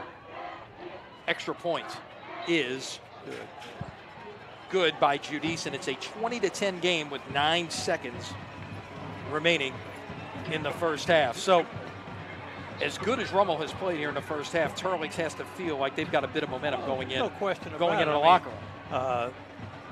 The momentum was all in Rummel's favor in the whole second quarter, and a lot of good things happened to him. The pick six helped them a great deal, and gave Rummel the lead, but not stopping them right here, you give them momentum and give them some confidence when they go in. So it'll be curious to see how they come out in the second half. Well, again, you always, as a coach, you talk about teaching points. That becomes your teaching point at halftime. You got to get that stop in that final drive of the half and go in. You don't make it hard on yourself, okay? And that's what they did by allowing that score right there. They let them back in the game, basically. And again, we said it a moment ago, Teurlings gets the football to start the third quarter. You would expect Giudice to just boot this one away deep and perhaps out of the back of the end zone. Either that or he has the leg to do. Squib it, one of the two. See how he handles it. Ball on the tee. Maybe he will squib it. He's straight ahead. He does squib I it. wouldn't do that. And there was offsides there. Let's see if they think again about this, because here's the thing on that, Phil. Even if, okay, granted, you squib the ball a few yards, okay, maybe you take the return out of play. Chandler Fields can throw the football. He can reach the end zone from midfield. Lenny, the way I'm talking about squibbing is hitting it hard and getting it down to about the 20-yard line, Right. not like an onside kick, which Right. that looked like. Right, and this was, and now it was offsides against Teurlings, so they will do it again from the 35-yard line. Let's see if maybe there was a bit of a change in strategy right there. Because right there, you open it up for a long pass to, And right before the half. Let's see what he does. now Nice this sky time they'll kick. pop it up. Sky kick. Fair catch, nice job Yeah. there. That was Sturgis on the far side. It calls Yeah. for a fair catch at the 38-yard line, so 9 seconds remain on the clock. Those sky kicks work. I tell you what, if you got somebody that can kick it real high, you force them to do, and if they don't make a fair catch, a fair game, you can knock them loose from the ball. And normally it's people that's not used to running back the ball. So it looks like they're going to go to the victory formation. Right, Rummel will take a knee on the final play of the first half here. As soon as we get this ready for play, we do. And Fields will snap it and kneel for a loss of 2, and that will bring us to the end of what's been a pretty entertaining first half of football. 24 minutes in the books, 24 minutes still to come here at Joe Yenny Stadium. Your halftime score, Rummel 20 and Teurlings Catholic 10. We'll be joined by Rummel President and Principal Mark Milano here at halftime. Stay with us for our halftime show coming up right after this on Crescent City Sports. You want Mark to use these?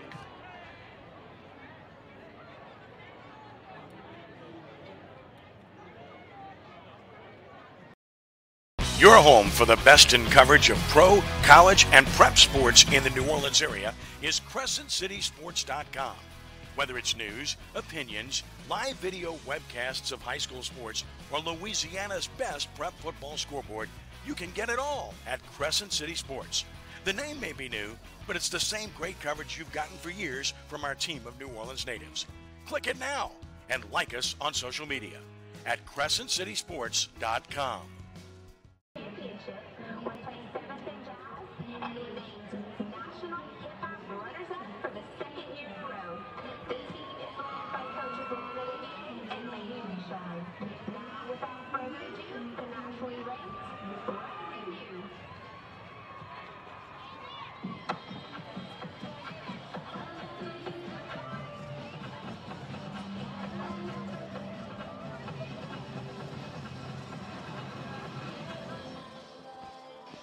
And we're back at halftime here. Rummel 20, Teurlings Catholic 10. Entertaining first 24 minutes of football as week 4 of the high school football season is well underway. Lenny Van Gilder pleased to be joined by Rummel Principal and President Mark Milano. And Mark, good to have you with us. And you played this game, so it's first I'll throw a football question at you. Your thoughts on what you've seen out there in the first half, especially with your team. I think responding to some early challenges on defense, and they really stepped up and played well in the middle part of that half. The boys are playing really well, and Coach Crawford looks like he did a great job of preparing. I mean, Teurlings, they have an outstanding reputation. They're a great program, a lot of talent, extremely well coached.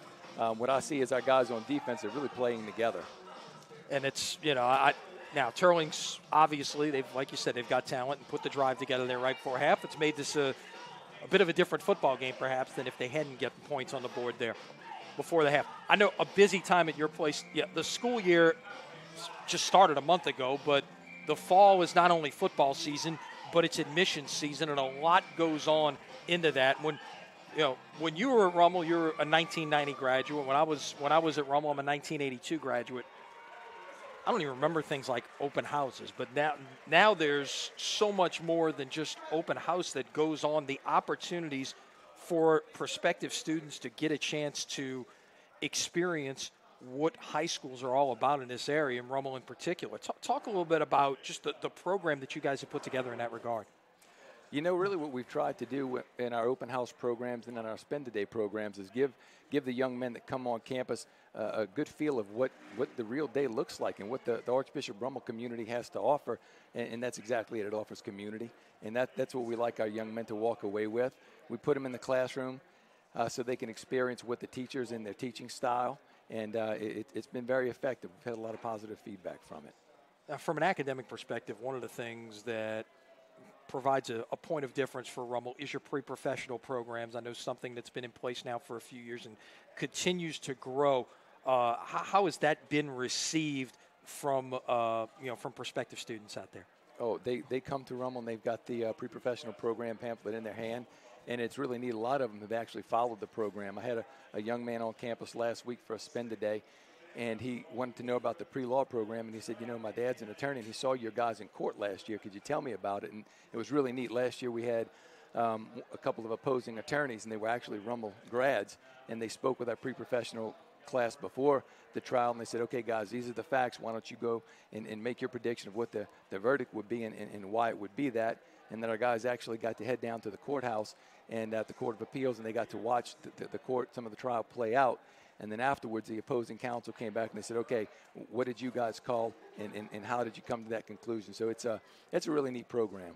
It's really hands-on and helps, I think, not just maybe predict what someone's going to do in the future, but helps them decide what it is they're going to do. It gives them an opportunity. I mean, I can remember, my days, I thought I was going into computer science. I ended up going into the communications and journalism field, but I didn't have those opportunities where maybe some professional opportunities, along the way in high school might have allowed me to help predict where I was going with my career. Sure. Well, I mean, we get the guys in there, and the neat thing is once they spend a year in that program, if they think, hey, I'm not sure I like the law, maybe I want to try the engineering, they can go into the engineering.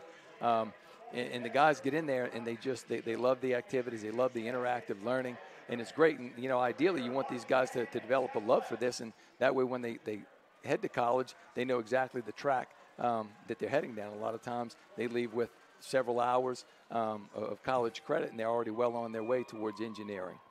Now, I know there's a lot of opportunities. Here we are, it's September the 21st, but all the way basically to mid-November as the admission season goes on before these prospective students have to fill out their, the 7th or the 8th graders fill out their applications and decide where it is that they want to attend school next year.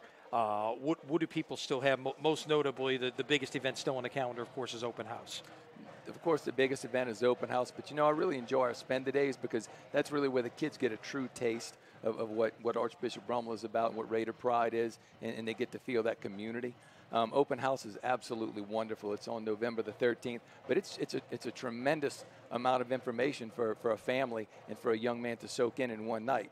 Often, times our parents, when after they've gone through an open house, they look at us and like, well, we should have done this. We would have wore jogging shoes, because they don't realize how large our campus is right in the middle of Metairie. Exactly. And besides that, one of the things that I know you guys are doing coming up here next month is a chance for some of the 5th, 6th, 7th graders to come out and enjoy a Raider football game and experience everything that goes on from start to finish, with the chance of being a part of sitting alongside the student body what goes on at a game. That's a tremendous experience. Another thing we do is we have our band travel game where they get to come out and the young men get to go out and they get to actually play with our band.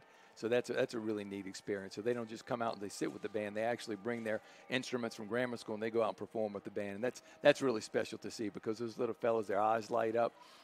It's a big night for them. And I'm sure if Coach Roth was allowed by LHSAA rules to be able to do something similar with football players, he'd try to do the same thing, but we know that's not the case. But still an opportunity any number of ways. And I guess the best thing to tell people, if they're looking for more information, obviously put the open house on the calendar, but visit the website, because I'm sure everything they want to know about all of these events can be found right there. Yeah, everything is on the websites, and if they have any questions about admissions, they can go to the admissions tab, and everything is listed under there, all the dates for the spend-a-days as well as open house, and there are a couple other opportunities they have to get on campus. No, it's terrific what you guys have done in that regard, and things trending in the right direction. And best of luck, and hope it continues to go that way. And thanks for the time here at half. Sounds good. Thank you, Lenny. All right, Mark Milano, president and principal at Archbishop Rummel High School. Our guest will come back, take a look at some of the numbers and more as halftime continues. Your score, Rummel 20 and Teurlings Catholic 10. Back with more here on Crescent City Sports.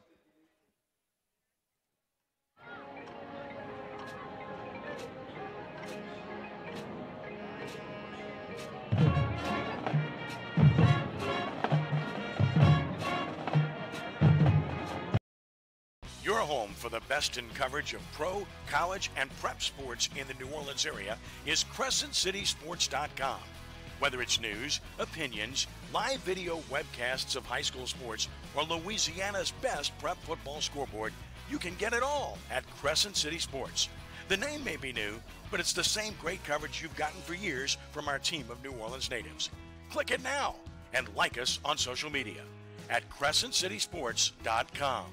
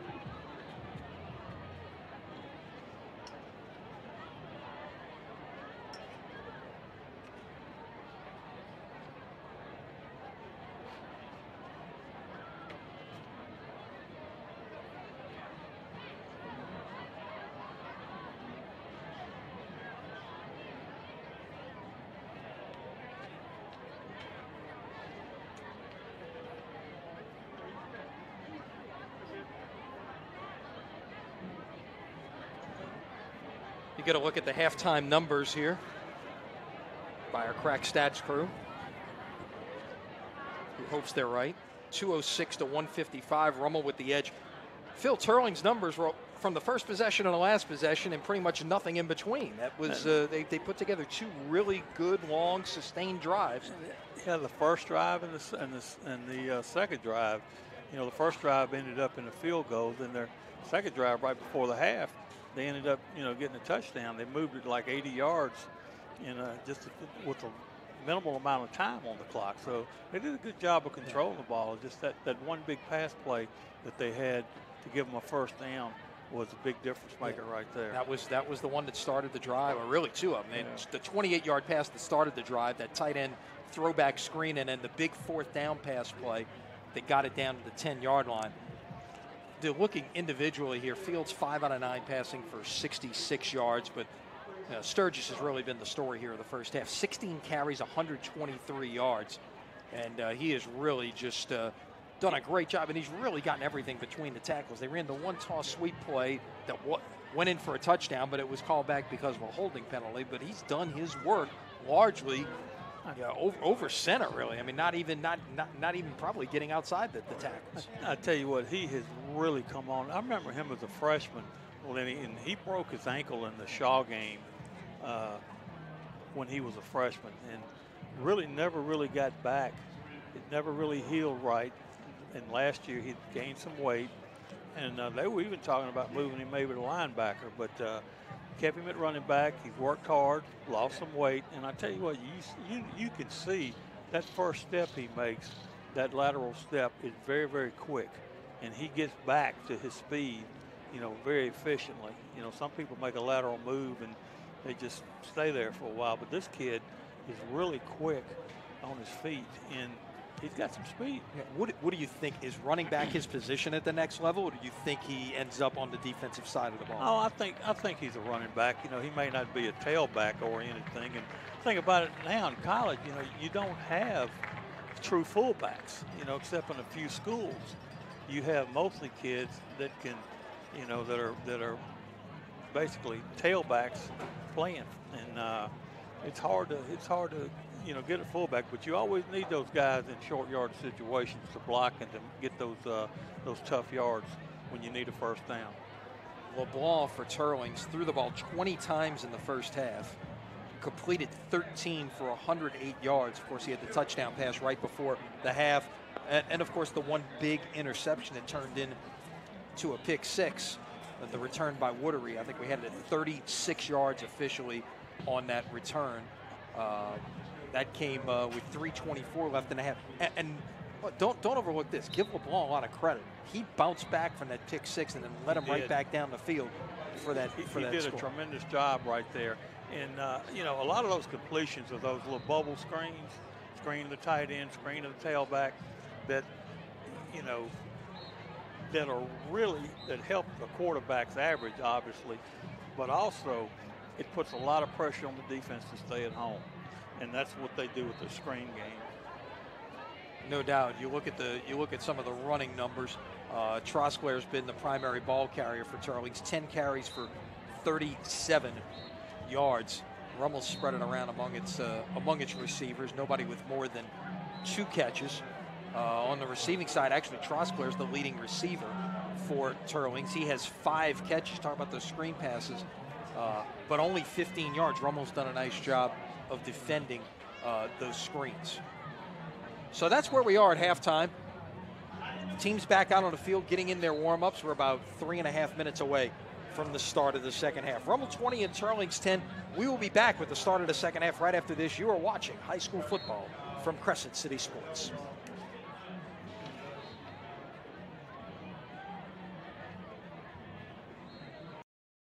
Your home for the best in coverage of pro, college, and prep sports in the New Orleans area is CrescentCitySports.com.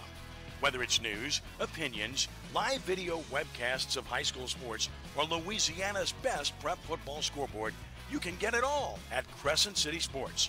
The name may be new, but it's the same great coverage you've gotten for years from our team of New Orleans natives. Click it now and like us on social media at CrescentCitySports.com.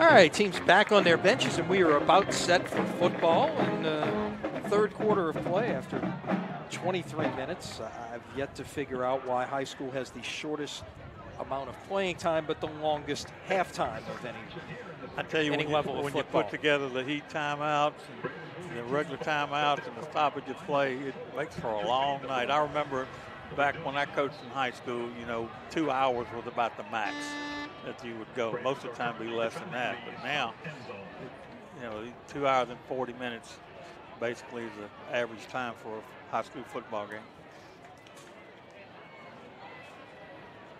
All right, so Rummel will again go right to left here in the third quarter, and Vanderbroek will get set to kick it away. And I think this has got to be a big possession in this football game coming up, really on both sides. No question about it. It's going to be huge. Rummel needs to stop them right here and get the ball back and not give them any more momentum than what they gained in the first half. Big kick by Vanderbroek into the end zone, and Teurlings will take over at the 20. We mentioned LeBlanc. threw the ball 9 times on that last possession. That was pretty much all through the air. 67 yards through the air on that last possession out of the 78 that they gained on that drive. You got that big first play with that throwback screen to the tight end. Yeah, that was a huge play. That gave them the impetus to really go down and score to give them some confidence. Right. So you look at 3 plays in that drive. You look at that play. You look at the 4th down play, and then you look at the the apparent busted coverage, if you will, on the touchdown. So here we go. First offensive snap of the second half. And on the draw, first time we've seen that look in a big hole. And up near the 40-yard line is Landon Trosclair with his best run of the night, a gain of 20. Didn't see a draw for him in the first half, and they popped it there. Nicely designed play, and they're getting to the line of scrimmage quick right here. At the 40, 1st and 10. And they will go quickly as soon as the ready for play sound comes. Trosclair will fall forward. He'll get about 5, and it's 2nd and 5. I've been surprised that the defensive line for Rummel's held up pretty good against those big kids from Teurlings, but that's 2 pretty positive plays right there they got. I think that's a lateral to Trosclair. That may have to go as a run instead of a pass, because had that ball gone incomplete, it would have maybe gone or dropped. Again, it wouldn't have been an incomplete pass. Is what I'm getting at. The key to that is that your defenders have to get off of the receivers' blocks, and the receivers in Teurlings did a good job of blocking the Rummel defenders that time to give them that nice gain. That was give it a 17-yard gain on the play, and now on the read option, LeBlanc's going to keep it himself and get about 8. Teurlings is really on the move now. They're mixing it up, and they're going real fast right now and not giving Rummel much of a chance to get locked in. 2nd and 2 at the 30. Now they'll give it away to Trosclair. Rummel does a nice job defending that, but not before he gets the line to gain in the first down. So it's 1st and 10. Just a little power at the Rummel sweep. 27. A little power sweep. All they needed was a couple of yards, and that's what they got. They've run 5 plays, Phil, and only 1 minute and 2 seconds have come off the clock. Gives you an idea of the tempo here. Exactly. Trosclair again. Played a little bit better by Rummel that time. He got off the block and made a good play. 2nd down, 8. Ball now at the 25-yard line. First possession here of the 3rd quarter. Rummel had a 20-3 lead just before halftime. Teurlings drove the length of the field score with 9 seconds left in the first half. Now trying to double up and get a score here on the opening possession of the 3rd quarter. Regardless, any kind of points they can come away with, this would be a 1-score game. It'd be a 1-score game, correct. They're slowing it down a little bit now. Now play action, taking a shot down the field. Well and covered. Overthrown. There was double coverage over there, nicely defensed by the Raiders. Woodery had the coverage, and that was Franklin over the top. That was an interesting route watching the receiver. He goes down about 10 yards and does like a whirly bird, and then he goes, it's a stop and go, but it didn't fool the Rummel defenders.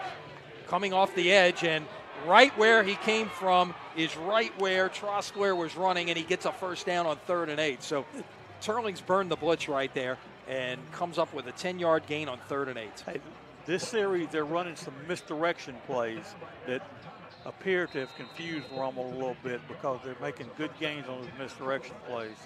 Power sweep left. Trosclair going to the top of your screen out to about the 8-yard line, and they are inside the red zone. 2nd down, 3. The ball at the 8-yard line. This has been a very, very good drive for Teurlings. They've been very efficient. 10th play of the drive. Some different plays. Yep. They'll run the same play again, and it's well defended by Rummel, but not before Trosclair can get a 1st down. It's going to be 1st and goal. They found 2 things. The misdirection, that power sweep to the left, okay? That's the plays that they're really hurting Rummel on right now that they did not run much in the first half. It's almost like they saved something back here, like the pitcher who doesn't show you a pitch the first time through the lineup. Trosclair, again, that was up the middle, might have gotten about a yard, and it's 2nd and goal. Trosclair has carried it 3, 4, 5, 6, 7, 8, 9 times on this drive alone. He's got 9 of the 11 plays have been carries by him. Now remember, we saw that screen pass was actually a lateral, so it'll go as a run. He's got most of the damage here. He's got all but 8 yards on this drive. Then he was taking it again, but first we've got a flag, and it's a... Looks like motion on Teurlings. So that will back him up 5 yards. And it'll be 2nd and goal now at the 7-yard line. Teurlings has really come out and changed things up in this second half. And like you said, I don't know if they saved it or what, but we didn't see these same plays the first half.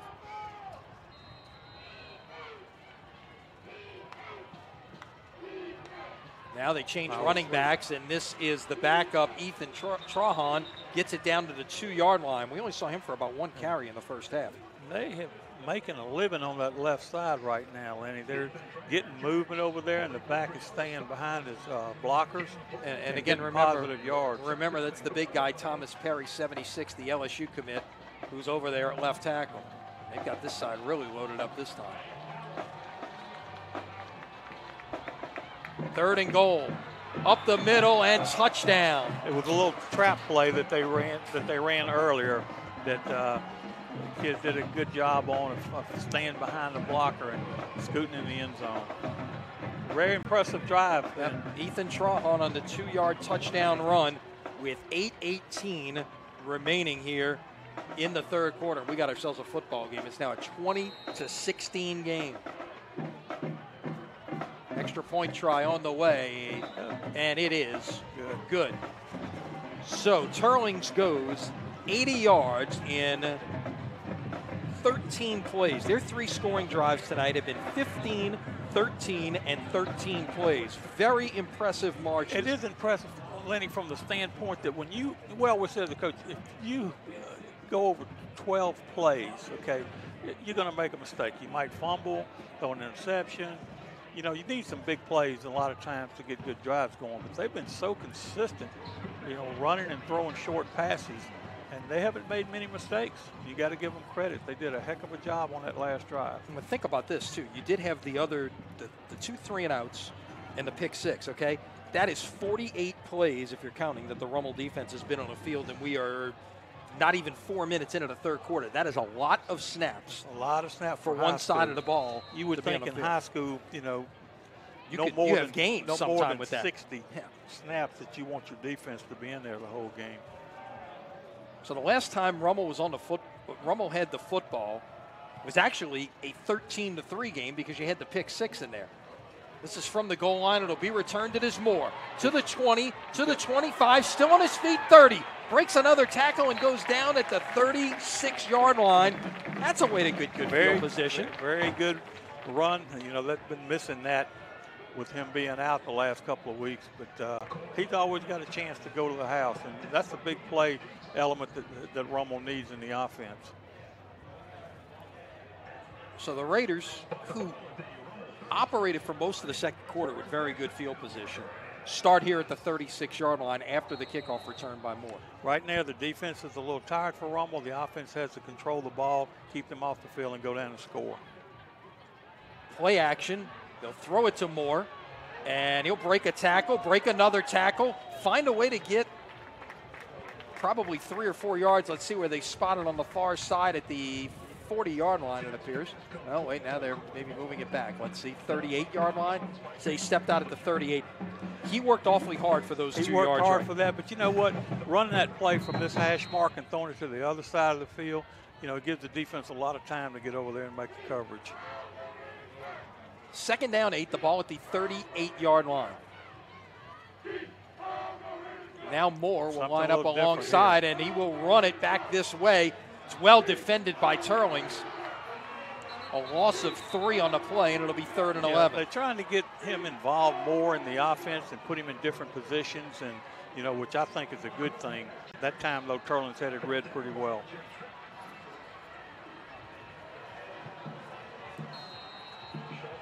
So this is a big play here for Rummel offensively. 3rd down, 11 at the 35-yard line. Your defense was just out there for 13 plays. You'd like to be able to keep them off the field a little bit longer. And a flag is down. Teurlings was blitzing, and Number 36, Garrett Russo, was a little premature in trying to get in I guess there. he was trying to time the count, but he was way early on that one for sure. Now 3rd and 11 turns into 3rd and 6 at the 40-yard line, and much more manageable, perhaps. Rummel with 4 wide, 3 to the top of your screen, 1 to the bottom. Fake to Sturgis, down the seam, caught, and off to the races. 30, 25, 20, 15, 10, down to the 5-yard line is Rashal, and a big play for the Rummel offense. 55 yards on the catch and run. Huge play. What they did, Teurlings was in the cover 2, and the inside receiver came down and just sort of split the middle, and Chandler hit him right in stride. Didn't even have to break stride. He makes a very, very nice run all the way down the 5. 55 yards on the play. Fields in the first half, by the way, threw for 66 yards. He got 55 on that play. Now you give it to Sturgis. Battling, rumbling, falling forward. He's in for the touchdown. I mean, he was hit right at the line of scrimmage, Lenny, and just kept his feet moving, kept his legs moving, stayed low, and barreled in the end zone. Now, this is what Rummel needed. They needed to come back and answer Teurlings, because Teurlings had scored right before half, and then the first series from the second half they scored. They had to come back and answer, and they did that. Rummel goes 64 yards in 4 plays. Needed only a minute and 13 to do it.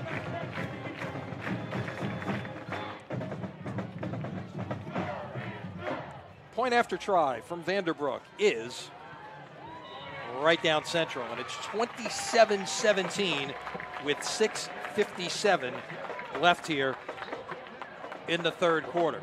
About the only thing you can complain about there is maybe they scored too fast to give their defense some time. That's about the and even then you can't complain about that. But right? the big play right there, Rummel has been missing the big play offense all year long. Okay, and that really gives them a lot of confidence that they can strike from anywhere.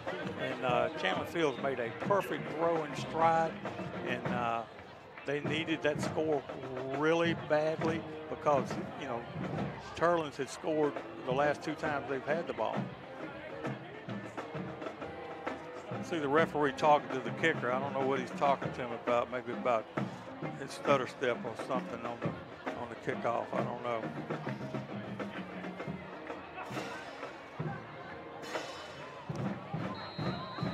So each team gets a score on their first offensive possession.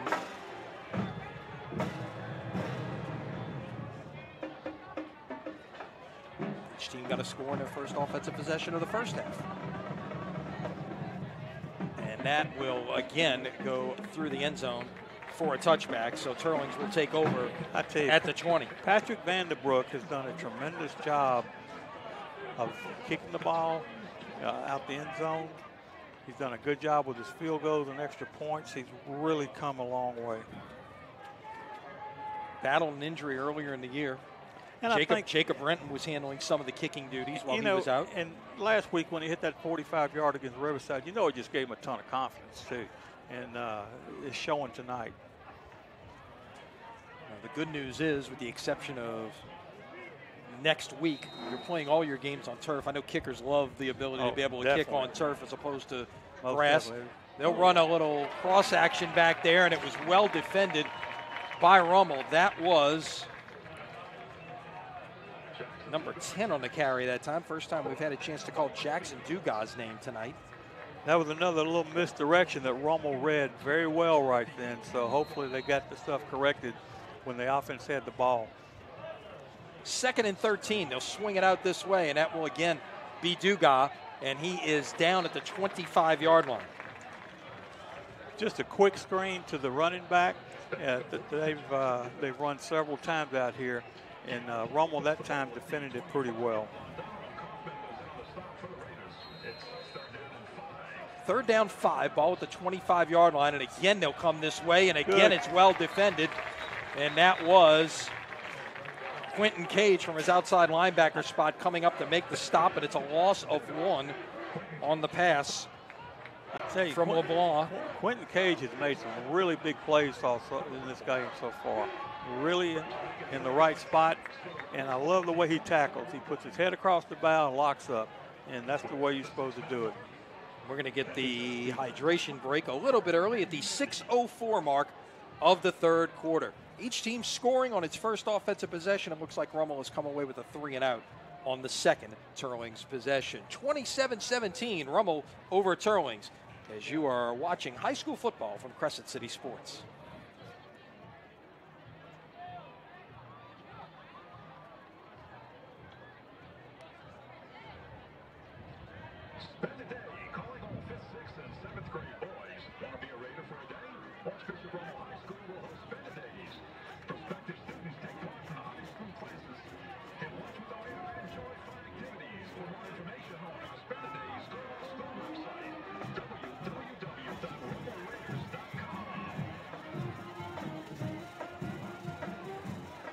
All right, so Teurlings on 4th and 6 from the 24 will send out the punting unit. Judice handles both sets of duties. High snap, bobbles it, and he is going to get hit. Ball's in the end zone. It's free, and it is out of the back of the end zone. It's going to be a safety. That was a golden opportunity for a touchdown, perhaps, as Ron Franklin could not fall on the football. It squirted through his arms and out of the back of the end zone for a safety. Oh, that ball just bounced real funny on him right there, I tell you what. But a bad snap. Luckily, Rummel had a defender going there to check the kick, and he saw the bad snap and got after the ball. And then Rummel tried to recover the end zone, but went out the back of the end zone, and we have a safety. Rummel called for a sideline warning. They will get the football effectively about perhaps the same field position as they would have gotten otherwise. Instead of punting maybe from the 10, now they're punting from the 20. But they have 2 more points. And they've got a 12-point lead instead of a 10-point lead now.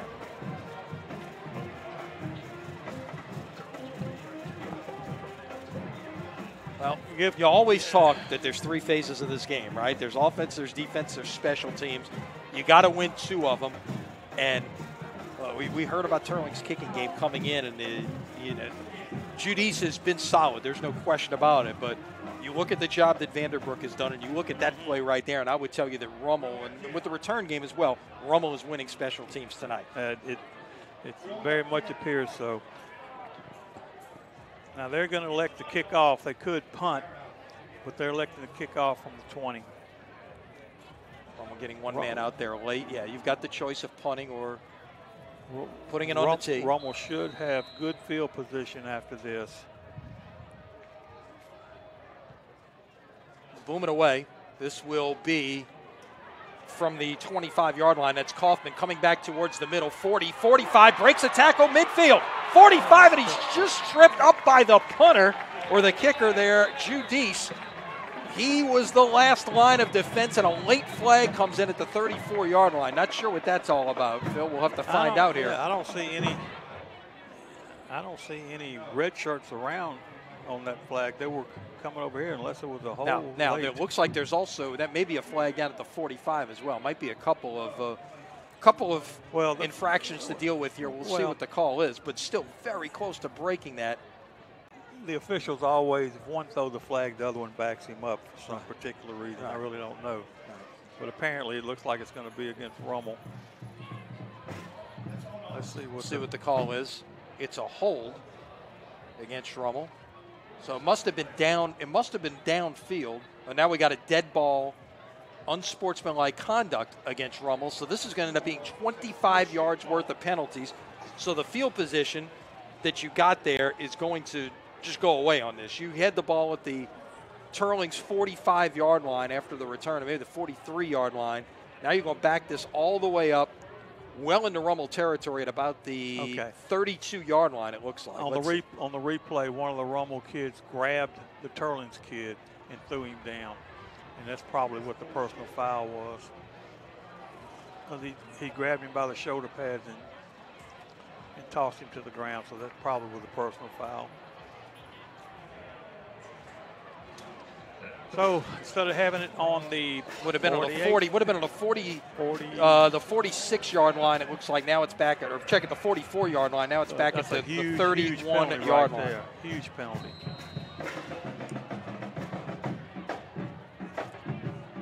back to work with a 12-point lead, and Sturgis falling forward, continuing to churn the legs and get 7 yards on first down. You know what? You just cannot get a clean hit on that young man. I mean, he's big, he's physical, and you know he's the one that brings the pads to the defenders.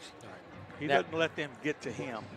Now 135 yards rushing for Sturgis on the night, and I got a feeling they're going to continue to feed it to him here. Not this time, though. We'll get the pass. That is Moore down the sideline, breaks a tackle into Teurlings territory at the 45-yard line, a gain of 17. And you see the value of Coy Moore right there. Just a simple pass, you know, for no gain, and he breaks it and gets about 15 yards. That is the beauty of having an athlete like that and getting him the ball. Now Rummel back on the Teurlings side of the 50. After they had been penalized back to their own side. That's a long pass out there, and I'm not sure who that was intended for.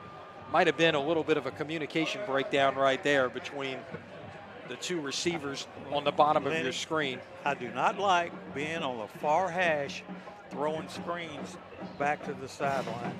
Okay, I think it's too long a throw for a quarterback and gives the defense too much time to get up and recover. It looked like you had Mirabel and Renton down here as they are now. Give it away on 2nd and 10 and a couple of yards, or maybe 1 yard that time for Sturgis, but that's it, and it's going to be 3rd and 9. One of the few times that he's been stopped for basically no gain this whole night. You know, thinking back on that last series of Rummel defense, you know, remember they got out of that in 3 plays, which was tremendous, and then got a safety from the punt. So good job by the Rummel defense.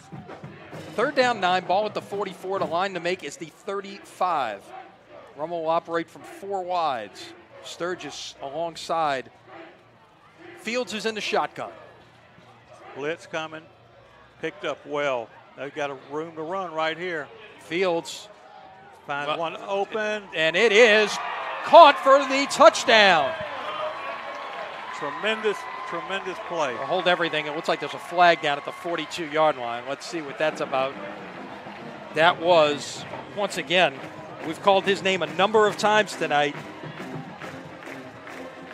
Now maybe they picked it up for Shaw. Nope. An eligible man downfield against Rummel. This is coming back.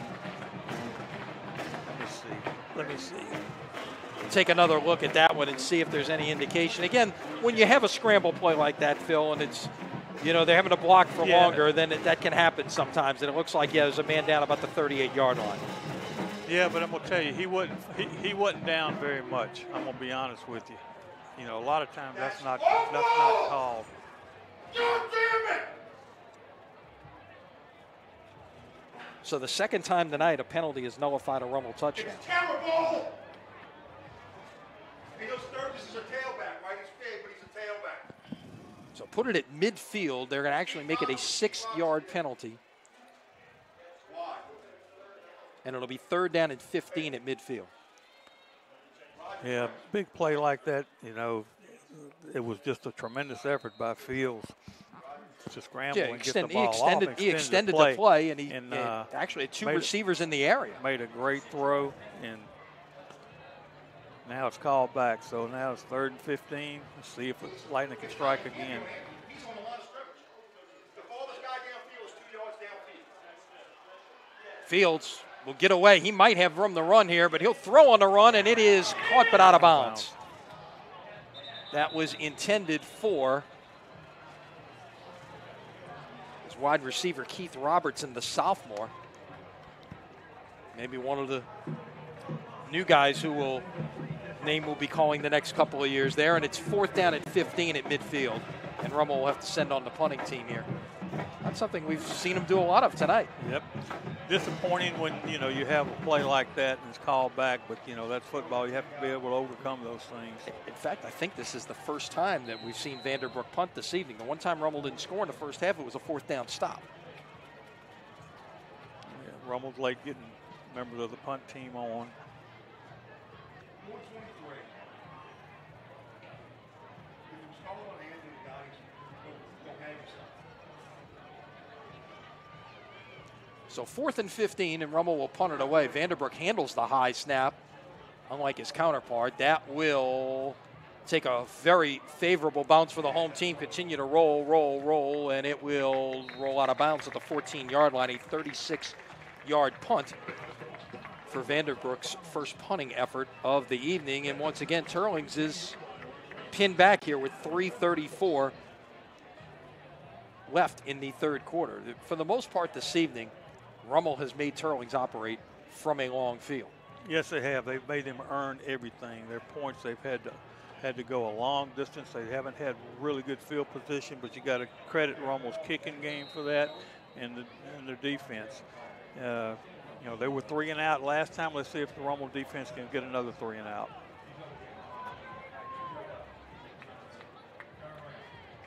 We have a moment. Remind you that Crescent City Sports Prep Football presented by Yale College Inn and Rocket Bowl. College Inn, a true New Orleans farm-to-table restaurant, open Tuesday through Saturday to dinner, and a home of the New Orleans Prep Sports Hall of Fame. That is like a wheel route right there, but a little bit overthrown. Something we haven't seen yet. These guys are doing a great job of bringing new things out of the playbook as this game progresses tonight. They really are. And I thought, for the most part, haven't seen that play tonight, that Rummel handled it pretty well. It had to be a perfect throw, and he was out of bounds with it. 2nd and 10.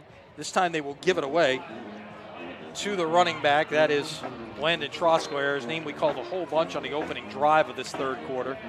And he got 14 yards there. He was terrific on this opening drive of the third quarter as Teurlings pulled within 20 to 17. Yeah, he showed great vision right there because everything was moving to the left, and he just saw an opening and came back against the grain and made a nice game. It was a gain of 14 to the 28. That will get about 1. A little screen pass to the back coming out the backfield, and Rummel was ready for it. They made good adjustment on that, made a nice play. 2nd down 9, ball at the 29-yard line as the clock ticks under the 3-minute mark here in the third quarter. And Teurlings again going with tempo. They'll come back this way, and it's well blocked and well set up for Trosclair, and he gets all the way near the midfield stripe. Gain of 19 yards. He's well over 100 yards on the night now. He is well over 100 yards, and I tell you what, that play right there with him coming back against the grain, Rummel had no one on the edge to put him inside, and he was able to make a nice gain on the play. Now we get a look at another running back. That's Ethan Trahan, and he will get a first down, it appears. Note they'll mark him perhaps just short. Let's see what the spot is. Lenny, I am really impressed with Teurlings Catholic and their play calling right now. They're doing some different things that they didn't do in the first half, and they're really making the Rummel defense think too much instead of reacting. Across the 50 now at the Rummel 41-yard line. Not only does Trosclair over the 100-yard mark, he's done it all in the third quarter. He's got 104 yards rushing in the third quarter alone. Okay, that sweep right there they ran just then to the left side, that played hurt Rummel early in the here in the third quarter, yeah. And they put a stop to it. It was well played that time. 2nd and 9 after the gain of 1 by Trahan. Ball at the 40-yard line. Once again, they will give it away. You know, they run that look, it's like a counter draw where and they have linemen pulling and leading with the back. It's a really cute play that they're running that's hard to recognize. And but Rummel did a pretty good job on that, making it a 3rd and 8. 3rd down, make it officially 7. The line to get us the 31-yard line, and Trosclair back in there after a 2-play rest. And a big play for the Raider defense right here. As we tick down towards the 1-minute mark of the quarter. Play action. Play fake. Taking a shot downfield, and he missed him. Had him open. LeBlanc just underthrew Heinz, who was open at the 10-yard line. And now it's 4th and 7, and you're in that no man's land right here, Phil. Yes, do you punt and play defense and try to pin him back, or do you go for it? You got a minute left, and you got a whole quarter.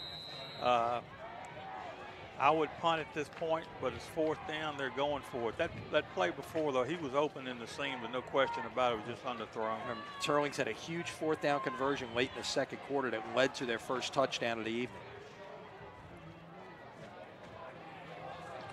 We'll see if they try to go back with a seam route that was open before, or what they're doing. They're taking a lot of time right here. We can't get a gauge on the play clock because it's not working tonight. Now we'll get a timeout from Teurlings. They want to talk about this 4th down play. It's a big play for them. If they can convert here and going in and score, you know, they make the game that much closer. Make it a 1-score game. So big play right now for Rummel's defense. They need to bow up and get this play stopped and give the ball back to the offense. Let's check on some scores. 4th quarter now at Yeoman. John Curtis is stretched out over Brother Martin. It's 31-16 in that one. On the North Shore, Slidell leading Hammond 26-7. That is a 4th quarter score. We mentioned that final earlier. Country Day over St. Charles Catholic 11-10. St. James leading Wassman 45-14 in the 3rd quarter. Newman leading Berwick 34-10. That's a 3rd quarter score.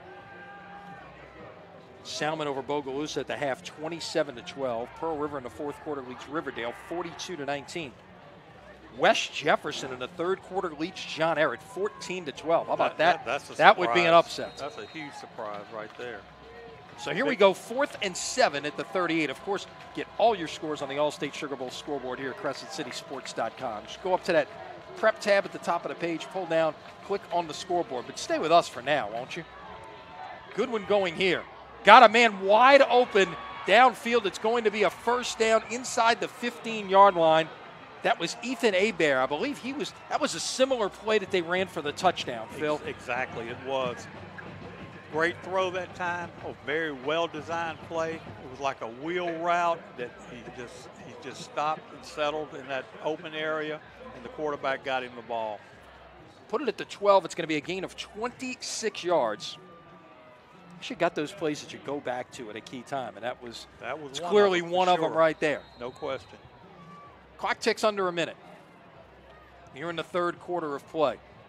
They will give it away. This is Trosclair off the far side, and he will get to about the 8 or the 9 yard line. It's like the 8. That power sweep over Perry has been a very successful play for Teurlings. So 2nd and 6, the ball at the 8 yard line.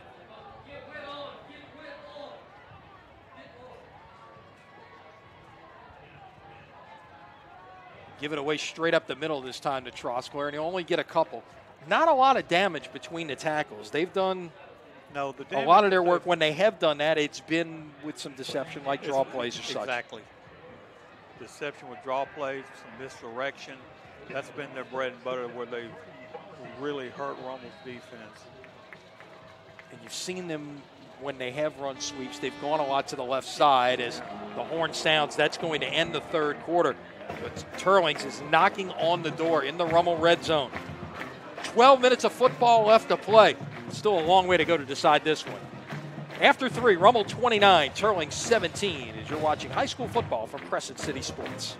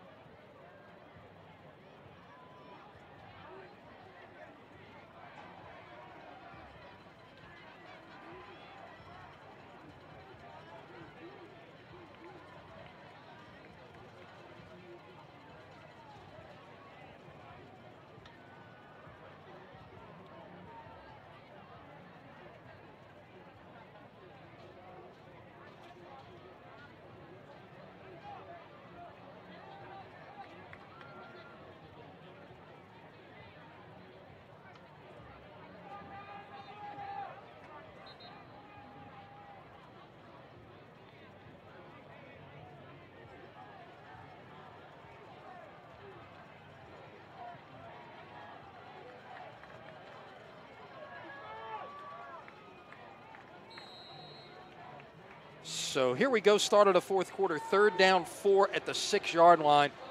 And as we talked about it, this is 4-down territory. Motion, pass, touchdown. That was number 15 on the catch. That is Noah Fontenot, the backup tight end. On that little rollout there. And yeah, they little misdirection rollout. The tight end bleeded open. The outside people were covered, but the tight end was left open. And now it's going to be a 29. Here's the point good 29-24 game, and it's a good ball game. I got to give credit to Teurlings, though. I tell you, they work some things into their offense. They run a lot of, they don't run many plays, as you can see, but they run them from different formations, and you have to adjust to it as a defense because of the formations that they run. And they do really a nice little job of disguising a lot of that stuff they're doing. Yeah, and the other thing they do is they just move the ball down the field. As you take another look at the touchdown there. 12 plays, 86 yards, 3 minutes and 38 seconds. Teurlings, every one of their scoring drives tonight has been 12 or more plays. And this Rummel defense has got to be gassed right now. They've been out there for more than 60 plays, and we still got a full quarter of football left to play. Crescent City Sports Prep Football brought to you by Gills Bar. For more than half a century, offering services, solutions, and support for businesses and associations looking for happier constituents and healthier bottom lines. And headquartered on the North Shore. To learn more on how Gills Bar can help your business, visit gillsbar.com. That one is headed out of the end zone for a touchback, and Rummel will take over at the 20. Huge series coming up right here, Lenny. Rummel needs to move the ball down the field. And we used to say score slow.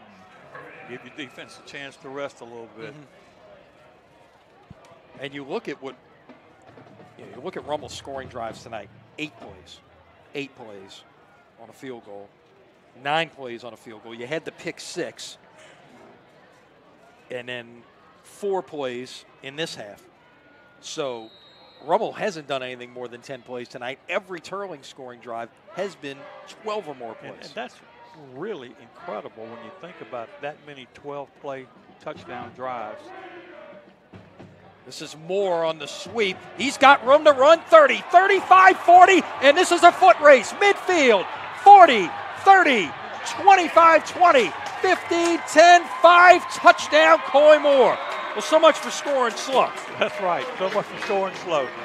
I tell you what, he's missed so much practice. I just wondered if he could not run out of gas, because in a hot night like tonight, making an 80-yard touchdown run, wow, what an effort. What an athlete. I tell you what, they really, really need him back.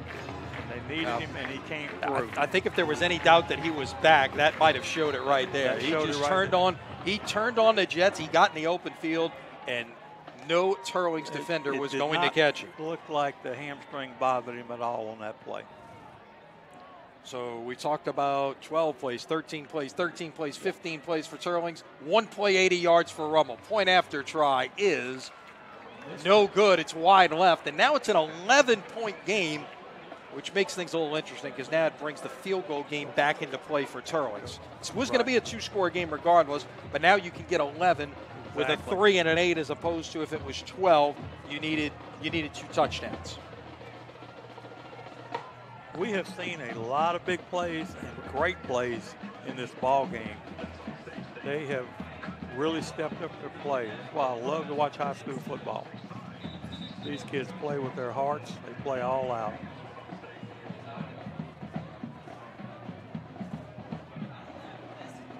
Big question, does Rummel's defense have enough juice to get a stop here, an early stop? Got it. And that's the thing that's been interesting about this is Teurlings has either sustained a drive and driven the field and scored, or it's been 3 and out, or in one case a pick 6. I know. That's sort of kind of feast or famine is in this defense. That's really unique. But lately, they've been more feast the way they've moved the ball. Teurlings in this half, 3 drives, 2 scores, 1 3 and out.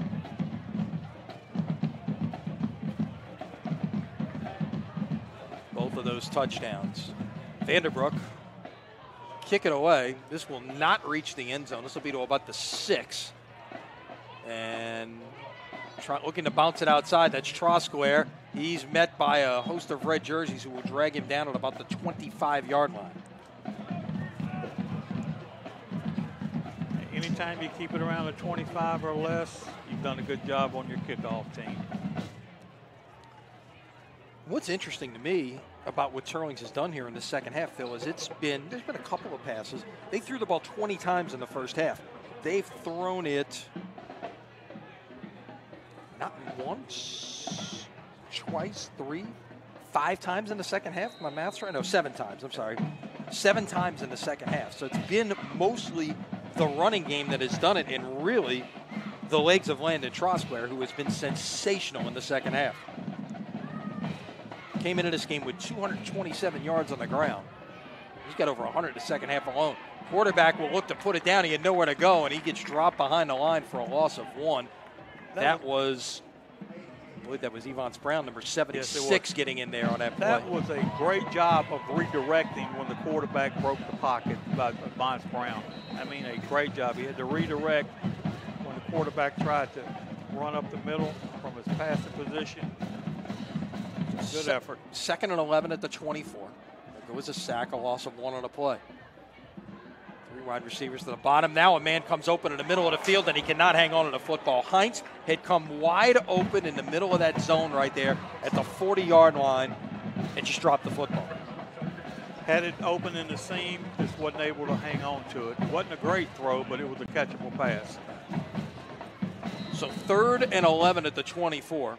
Big play for the Rummel defense right here. Let's see what they do. Like we've talked about, it's your chance at a feast, because it's been feast or famine defensively all night. Either long drives allowed or 3 and out. Now coming with pressure, and they bring him down.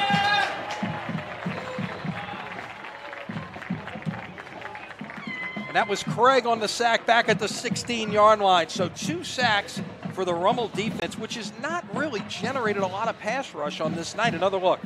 No, they haven't. But I tell you what, on this particular play, those kids came hard, had a little outside blitz on. I think the Teurlings was confused on the protection, and it freed up the Rummel defender to come in and make a sack. And Rummel defense needed that badly.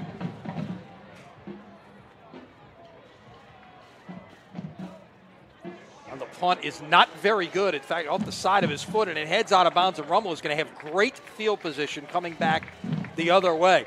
They are going to spot this at the 24-yard line. It's an 8-yard punt. That's really a break for the Raiders.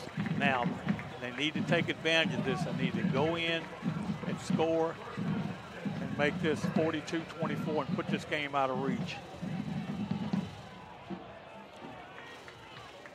So the Raiders will operate with a short field here from the Teurlings' 24-yard line after the 8-yard punt off the side of the foot of Ian Giudice. You talk about special teams. There's another big play that has gone in the direction of the team in red this evening. No question. Give it away, Sturgis. Up the middle.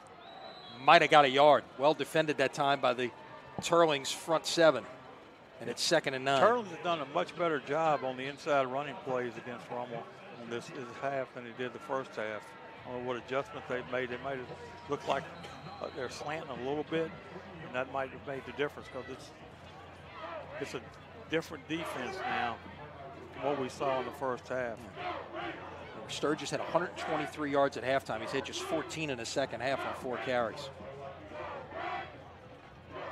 Motion. Now they'll go back the other way to Moore on the speed sweep out of motion, and he will get up near the 15-yard line. This will be 3rd and short. Really a cute little play right there. He goes in motion and comes back the other way, gives it to him on the speed sweep. He ends up getting about 8 yards, making it a 3rd and 2. There's a lot of options in the playbook here on 3rd and short. Let's see Where Jay Roth and the offense choose to go right here. More to the bottom of your screen. He's in single coverage out there. Let's see if they try to cheat a little bit that way. Got a fullback in the game right here, and they're going to be the toss. They will. Sturgis. And Sturgis breaks a tackle, breaks another tackle, breaks another, and into the end zone, touchdown. What a run.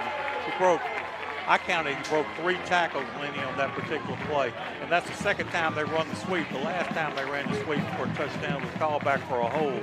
The second time they run the sweep, another touchdown, but that was mostly due to Jalen Sturgis. So 3 plays, 24 yards after the shank punt, needed just a minute and 22 seconds, and Sturgis finishes it off. He said he only had 14 yards in the second half. He got 16 right there, puts him over 150 on the night, and a couple of touchdowns, which, by the way, have both come here after halftime. Now Vanderbrook to make this an 18-point game. On the way, and it's good, and 8:44 remaining. You see that score up there, Phil, 42-24. Rummel scored 6 touchdowns, scored 6 extra points. Yeah, of course you don't realize there were 2 field goals, a safety, and a missed extra point in this. Nothing, nothing of the sort of ordinary in terms of how Rummel has done it here. And you think about this, Rummel's had 2 touchdowns called back this evening that one became a field goal and one became a punt. So that was 11 points lost on some penalties. This could be a lot more. Call back.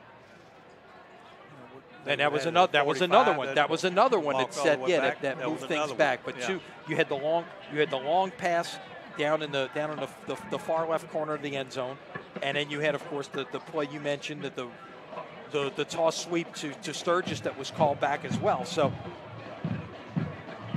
that's, again, I know as a coach you're always looking for coachable moments, and even though you got 42 on the scoreboard, you've left 11 on the field because of penalties. Definitely have, and that's one thing I'm sure Coach Roth and the staff's going to work on. Those penalties. You don't want penalties in the red zone for sure.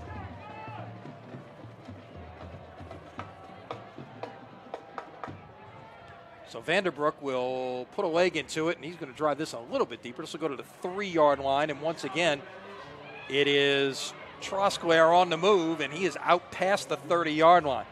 Must be a little bit of a wind blowing right to left, because we're seeing the kickers put it out of the end zone going right to left, but they're struggling to do it left to right. Really, both guys are.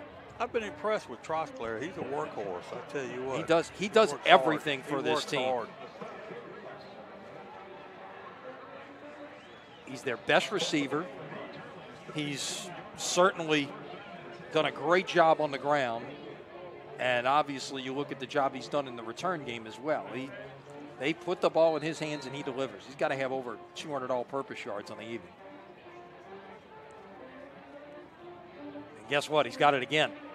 End room to run. 40, breaks a tackle. 45, 50, down the sideline, and he's pushed out of bounds at the 37-yard line. It's going to be a gain of 31 yards. That was that sweep again that we talked about that they've been running all night. And they're running it off the left side. We've talked about the left tackle, Thomas Perry, the LSU commit. They keep coming this way. Now, a lot of that they did in the third quarter. They were going away from us. You really didn't get a good look at it. They'll throw that one out in the flat, and down is Trahan after the screen pass, and that lost a lot. That lost 4 yards on that play. That was a very interesting play. I don't know if it was by mistake or what, but the whole offensive line ran to the left like it was a screen to the left, but it went back to the right. You know what? I'm wondering there. That looked like it might have been a lateral. Could that have been a double pass coming right there? It could have been. That pass is caught. A nice sliding catch right there by Ethan Hebert. That was probably the best ball that the quarterback has thrown, and he threaded the needle on that one and put it only where the receiver could catch it. Did they call that an incomplete pass? I believe they did. Apparently so. So now it's 3rd and 14. And that's another big spot here for the Rummel defense. With 7:54 remaining.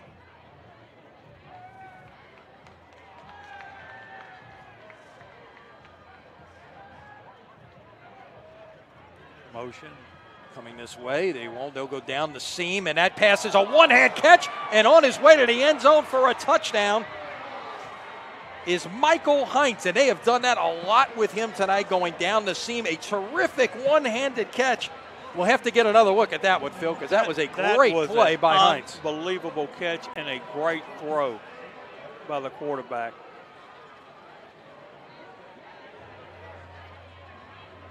And you get another look at it there, and look at that one-handed grab, and he gets a little block. Not sure he even needed the block because he was clear of the secondary and into the end zone for a 41-yard touchdown to make this a 42-30 game with 7:47 to play.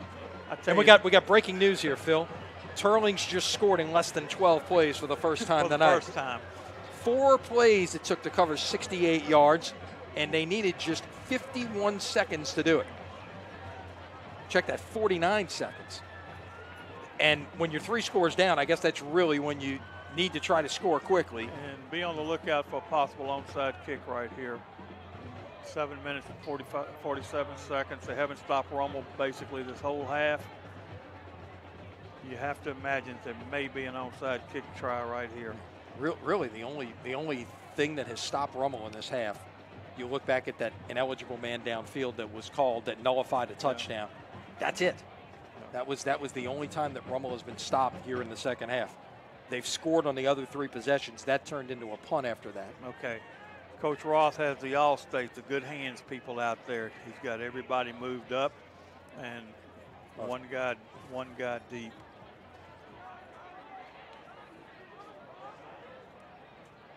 Now, I'm sure teams, especially when you've got a good kicker like this, you have the situation you can try to pop it over the front line and try to do something as well. Let's see. Try to make it bounce. And he will look to put it out there, and it's going to go out of bounds at the 19-yard line. And you've got the option here on what to do. You can either take the 5-yard penalty or take the football. I would take the football in this situation. You don't want to give him another chance for an onside kick. But that's exactly what he looked to do. With the 10 men up for Rummel's coverage team, he looked to pop it over to the front line and kick it away from the return man. And just hope that your guys are faster than they can get there. That's what they tried to do. So let's see where they're going to put the football. I think there was some question. Perhaps a Rummel player was down there, had converged on it, and maybe he touched the ball before it went out of bounds, but that was not the case. I think they're going to put it at the 35-yard line. Let's see. Still kind of indecisive here. I'm not sure what's going on. Now we're seeing another official. I think if the Rummel kid knocked the ball out of bounds, then Rummel has to take it at that point. But what was the purpose of the flag? That's what I'm confused about there. The official may have gotten confused why the ball went out of bounds. Whether kickers. Now they've talked about it. Now it's going to 40. Looks like it's at the 40-yard line. I'm not totally sure what's going on here, but anyhow, Rummel will take over at the 40-yard line, it appears, with 7:47 to play. So again, good field position for the Raiders, and now we've got a whistle and stoppage, and officials talking about now they're going to put the ball back at the 35-yard line, as you surmised earlier. I'm not sure. Again, I'm not sure exactly what was going on there. I didn't know if they changed the rule and put it on the 40, but I know it's been the 35 for many years. So now we're straight.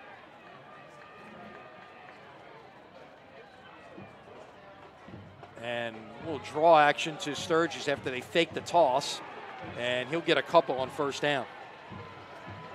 Need to grind it out a little bit here if they possibly can. Try to run that clock a little bit. So Sturgis now, by my count, with 155 yards on 21 carries. What a night. He's still in there battling. I'm sure if you could look at a play clock that was operable, you'd let this thing run down to 1 or 2 seconds, right? That's all part of you're not in a 4-minute offense per se with 7 minutes left, but you do want to use up as much of the play clock as you can right here. when the referee puts his arm up in the back, you got 10 seconds. Down the seam and well designed, and a first down. Caught by Zach Mirabel in Teurlings territory at the 48-yard line. Zach Mirabel has really come a long way as a receiver. He makes some good catches tonight and has done a real good job of blocking. So Rummel will use as much time as they possibly can. Yeah, at least you do get the hand signals back there, but it would be nice to know exactly what it is. Okay, it's 10 I'm going to get down at 3. It's 10 seconds. And now he puts the hand in the air. You can't see the back judge in your picture right now, but he's there.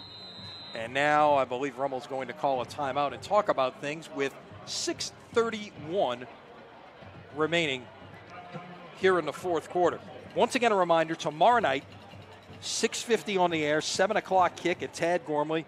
Should be a good one. 2-1 Jesuit, 3-0 St. Aug in the Catholic League opener for both teams. Couple of games going on tonight.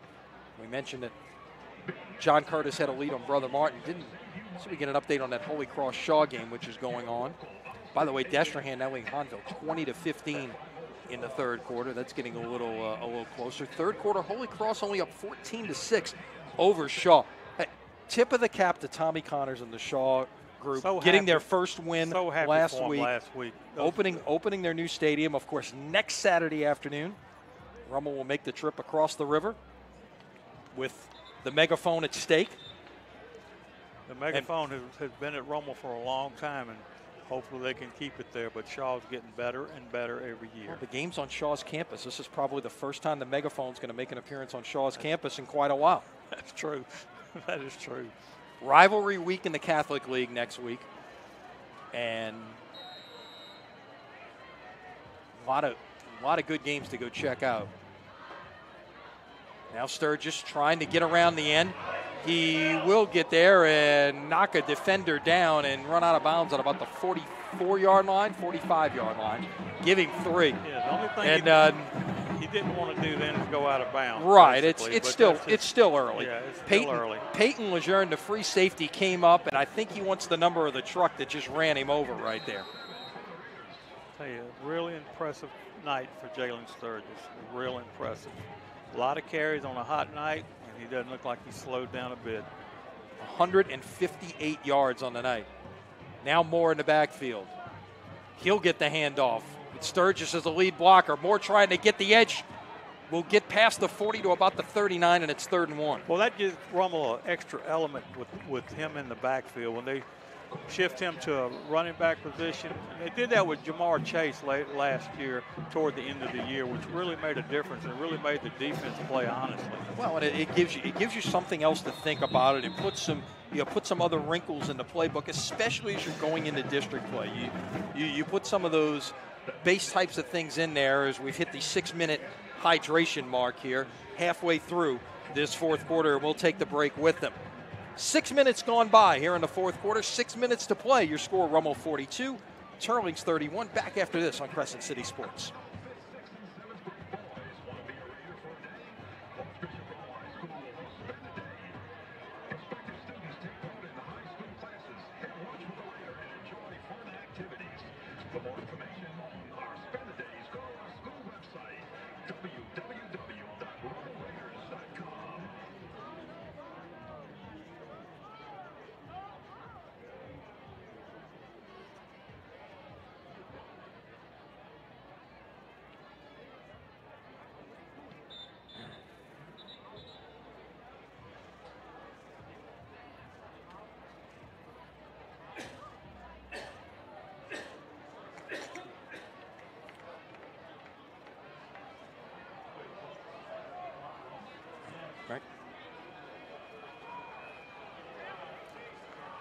So as we return from the hydration break, Rummel will play 3rd and 1. Of course, the clock winds because it was not a stoppage situation.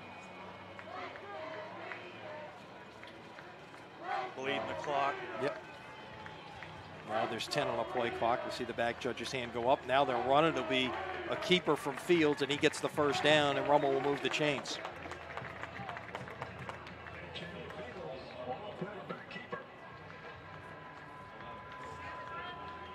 So the Raiders get the first down at the 37-yard line, although slow to move the sticks here. Now they'll signal first down. Now they can move them. Okay.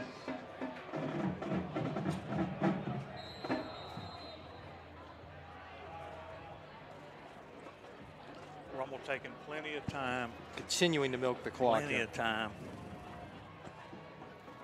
We talk about out of the frying pan into the fire. Teurlings next week goes home to take on Catholic High of Baton Rouge. Wow. They have It'll played be a big challenge. They've played a really, really tough non-district schedule. And then they start district play in week 6. That Sturgis up the gut. He will get about 4 on first down. Lynn, I've been real impressed with Sturgis' vision. He really sees where the holes are and gets himself in position to get those positive yards. Really impressed by him tonight. Now over the 160-yard mark. Teurlings then has to take on Rain and St. Thomas More the first 2 weeks of district play. So it's a tough league, and they finish with Karen Crow in week 10. That is a really good District 4-4A, no question about it. Fields will keep. I'm not sure if that was a busted play. I think it was, and he's going to go down. I think he was trying to give it off to Sturgis and didn't get the ball put in his belly there, and had to suddenly take off. It just missed the handoff of what it appeared to be. So now it's 3rd and 11 at the 38. And I have to probably go to the air here if you're going to convert. The line to make is right about the 27-yard line. Look for something for Coy Moore right here. See if they can get the first down. And they fake the jet sweep to Moore. Now Fields looking to move. He looks to put it down, but he's tripped up from behind, and the sack will go to the linebacker, Garrett Russo, who gets his 2nd sack of the season. Loss of 6 on the play, and it looks like Teurlings may take a timeout here.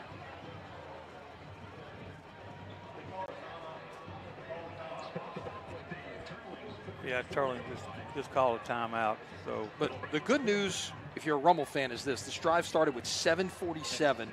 They made 2 first downs and ran the clock all the way down to 3:40. So they've run over 4 minutes off the clock here before they're going to give it back to Teurlings. And they've got a 2-score lead to protect. And that was what they needed to do. They needed to be efficient, run the clock a little bit. Now, punt the ball and hopefully get them inside the 15 and make them go a long distance.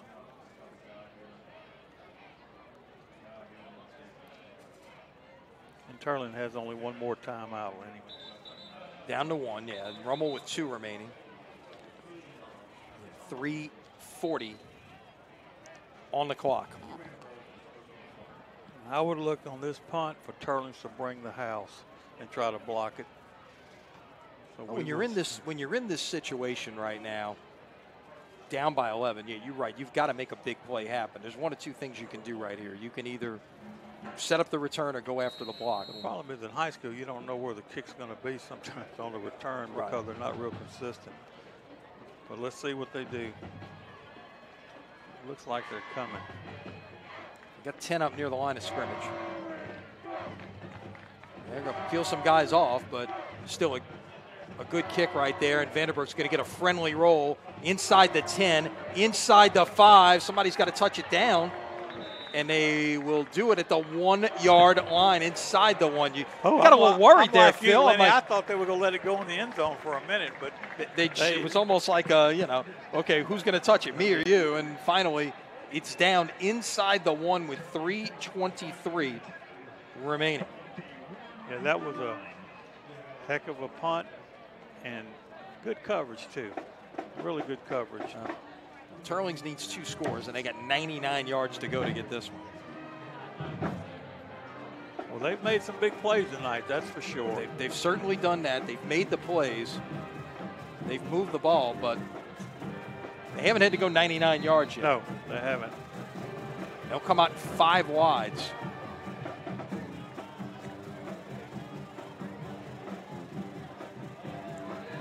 Time. Let's fly it. Oh, that was nearly picked off. Ron Franklin had it in his mitts, and that might have been the second drop pick six of the night. You mentioned the other one down on the other end of the field where he could have gone a long way with one and had nothing but green space in front of him. There was no doubt if he hangs on to that football, he is gone. Yeah, Ron's in good position. He just got to finish. He's got to learn how to finish, catch that thing and put it in the end zone. Second down 10, and back at the 1. Now the slant, and that's well defended by Rummel. It'll keep the clock on the move as the catch is made by Hebert down to about the 8-yard line. Clock continues to run. Teurlings, they've been tempo the whole night, so nothing new here. On third down, that is, I believe, Hebert once again on a catch, and he'll break a couple of tackles and get the first down at about the 14-yard line. That's one thing about the 2-minute drill. When your offense is like Teurlings, spread out all the time and no huddle, you're automatically in a 2-minute drill.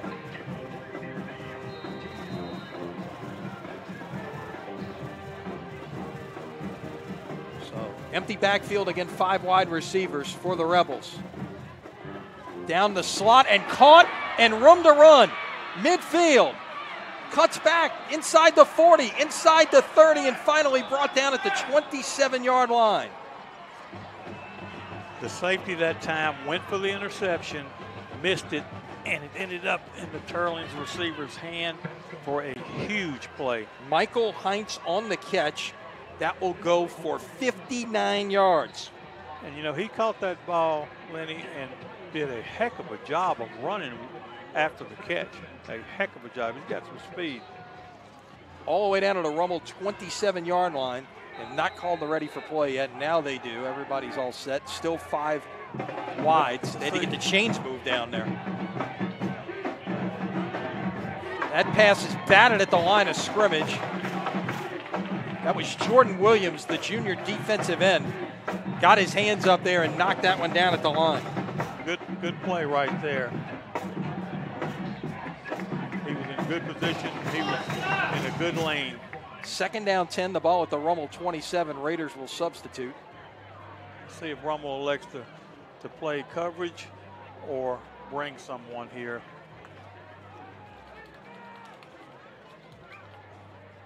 Clock down to 2:24. Teurlings has gotten the ball 70 yards down the field in just a minute and 4 seconds. To the end zone. Got a man open. Well defended, incomplete.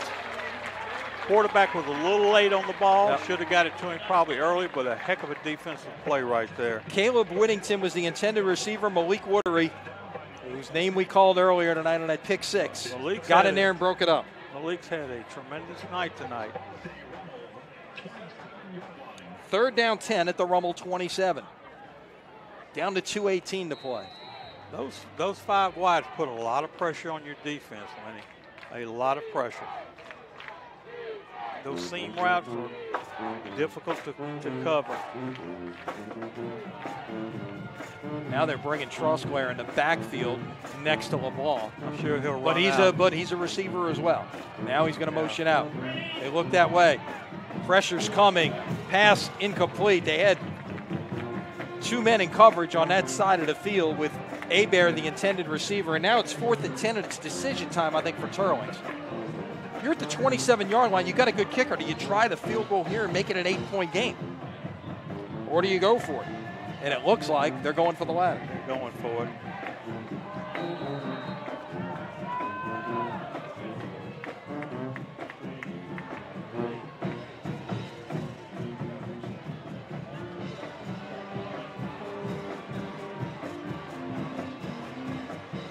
Line to gain is the 17. Comes a blitz. LeBlanc is flushed, throws on the run, broken up, or what? It's incomplete. Actually, that pass, that was caught out there. A terrific catch, but he was out of bounds. That was Seth Amos made the catch. Their other number 9, not the punter, but their other number 9 made a terrific play to catch it, but he was out of bounds. And Rummel will take over on downs with 2:07 remaining. Teurlings can only stop the clock 1 time. So basically, if you're Rummel, 1 first down can win this football game right now. Yeah, Rummel elected that time to bring some heat, brought a couple of linebackers and put a little pressure on him, made him roll out to the left and make the throw that was out of bounds. But Those Teurlings kids, they don't quit, I tell you.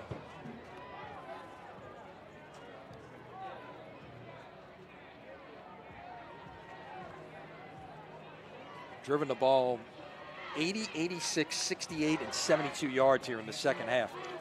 Incredible. Sturgis will get about 4, and Teurlings is going to use its last timeout.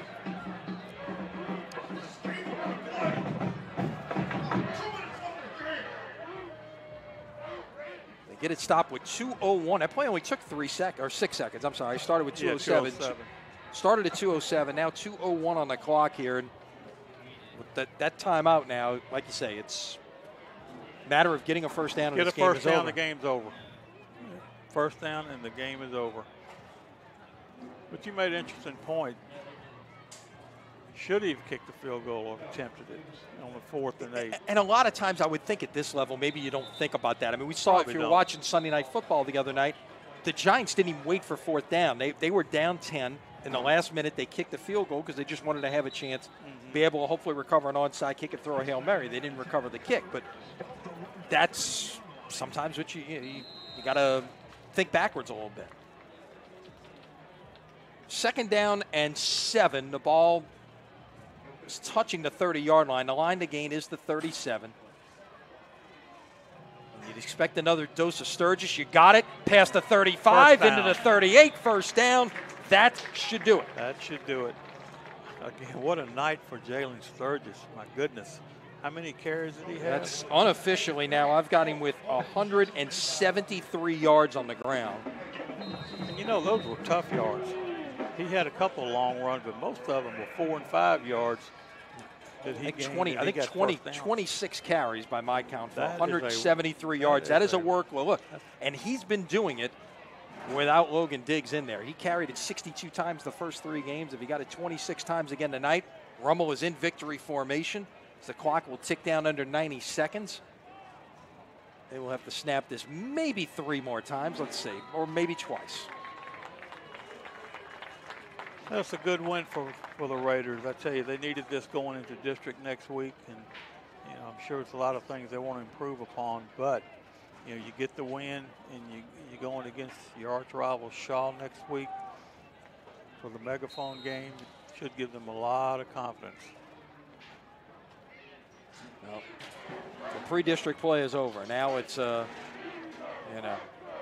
it's on the Catholic League play. Everybody else got a week head start on you, but still, it's a. You know, those teams not diminishing anything, but now it's big boy football coming up. No doubt about it. It's a every week it's a challenge in the Catholic League, and that should do it here. Clock is under 40. At some point they'll mark it ready for play here. I don't know if they'll need to snap it one more time or not. They may wait and not mark it ready for play until after it gets past 25. I believe that's going to be the case, and if that is, they will not need to snap the football, and that is going to do it. Teams will assemble at the middle of the field, shake hands, and Rummel will go to 3-1 on the year. Teurlings drops to 2-2 after a very entertaining football game. Very entertaining game. I tell you, I enjoyed it. You saw a little bit of everything. Big plays, good defense at times, interception for touchdowns, good kicking game. I mean, it was a tremendous football game. Very exciting. Phil, glad to have you with us for the first time on a stream. We'll have to have you back again here at some point. Once again, your final score, Rummel 42, Teurlings Catholic 31. Our thanks to our producer, Chip Merritt, Matt Merritt, bringing you all the pictures this evening. And for my analyst, Phil Greco, I'm Lenny Van Gilder. Again, tomorrow night, 6:50 airtime, 7 p.m. kick. It's Jesuit and St. Aug, the Catholic League opener for both teams at Tad Gormley Stadium. Ken Trahan will have that for you. Until tomorrow night, remind you, check out all the scores on our All-State Sugar Bowl scoreboard at CrescentCitySports.com. No better place to get them. Until tomorrow night, so long, everybody.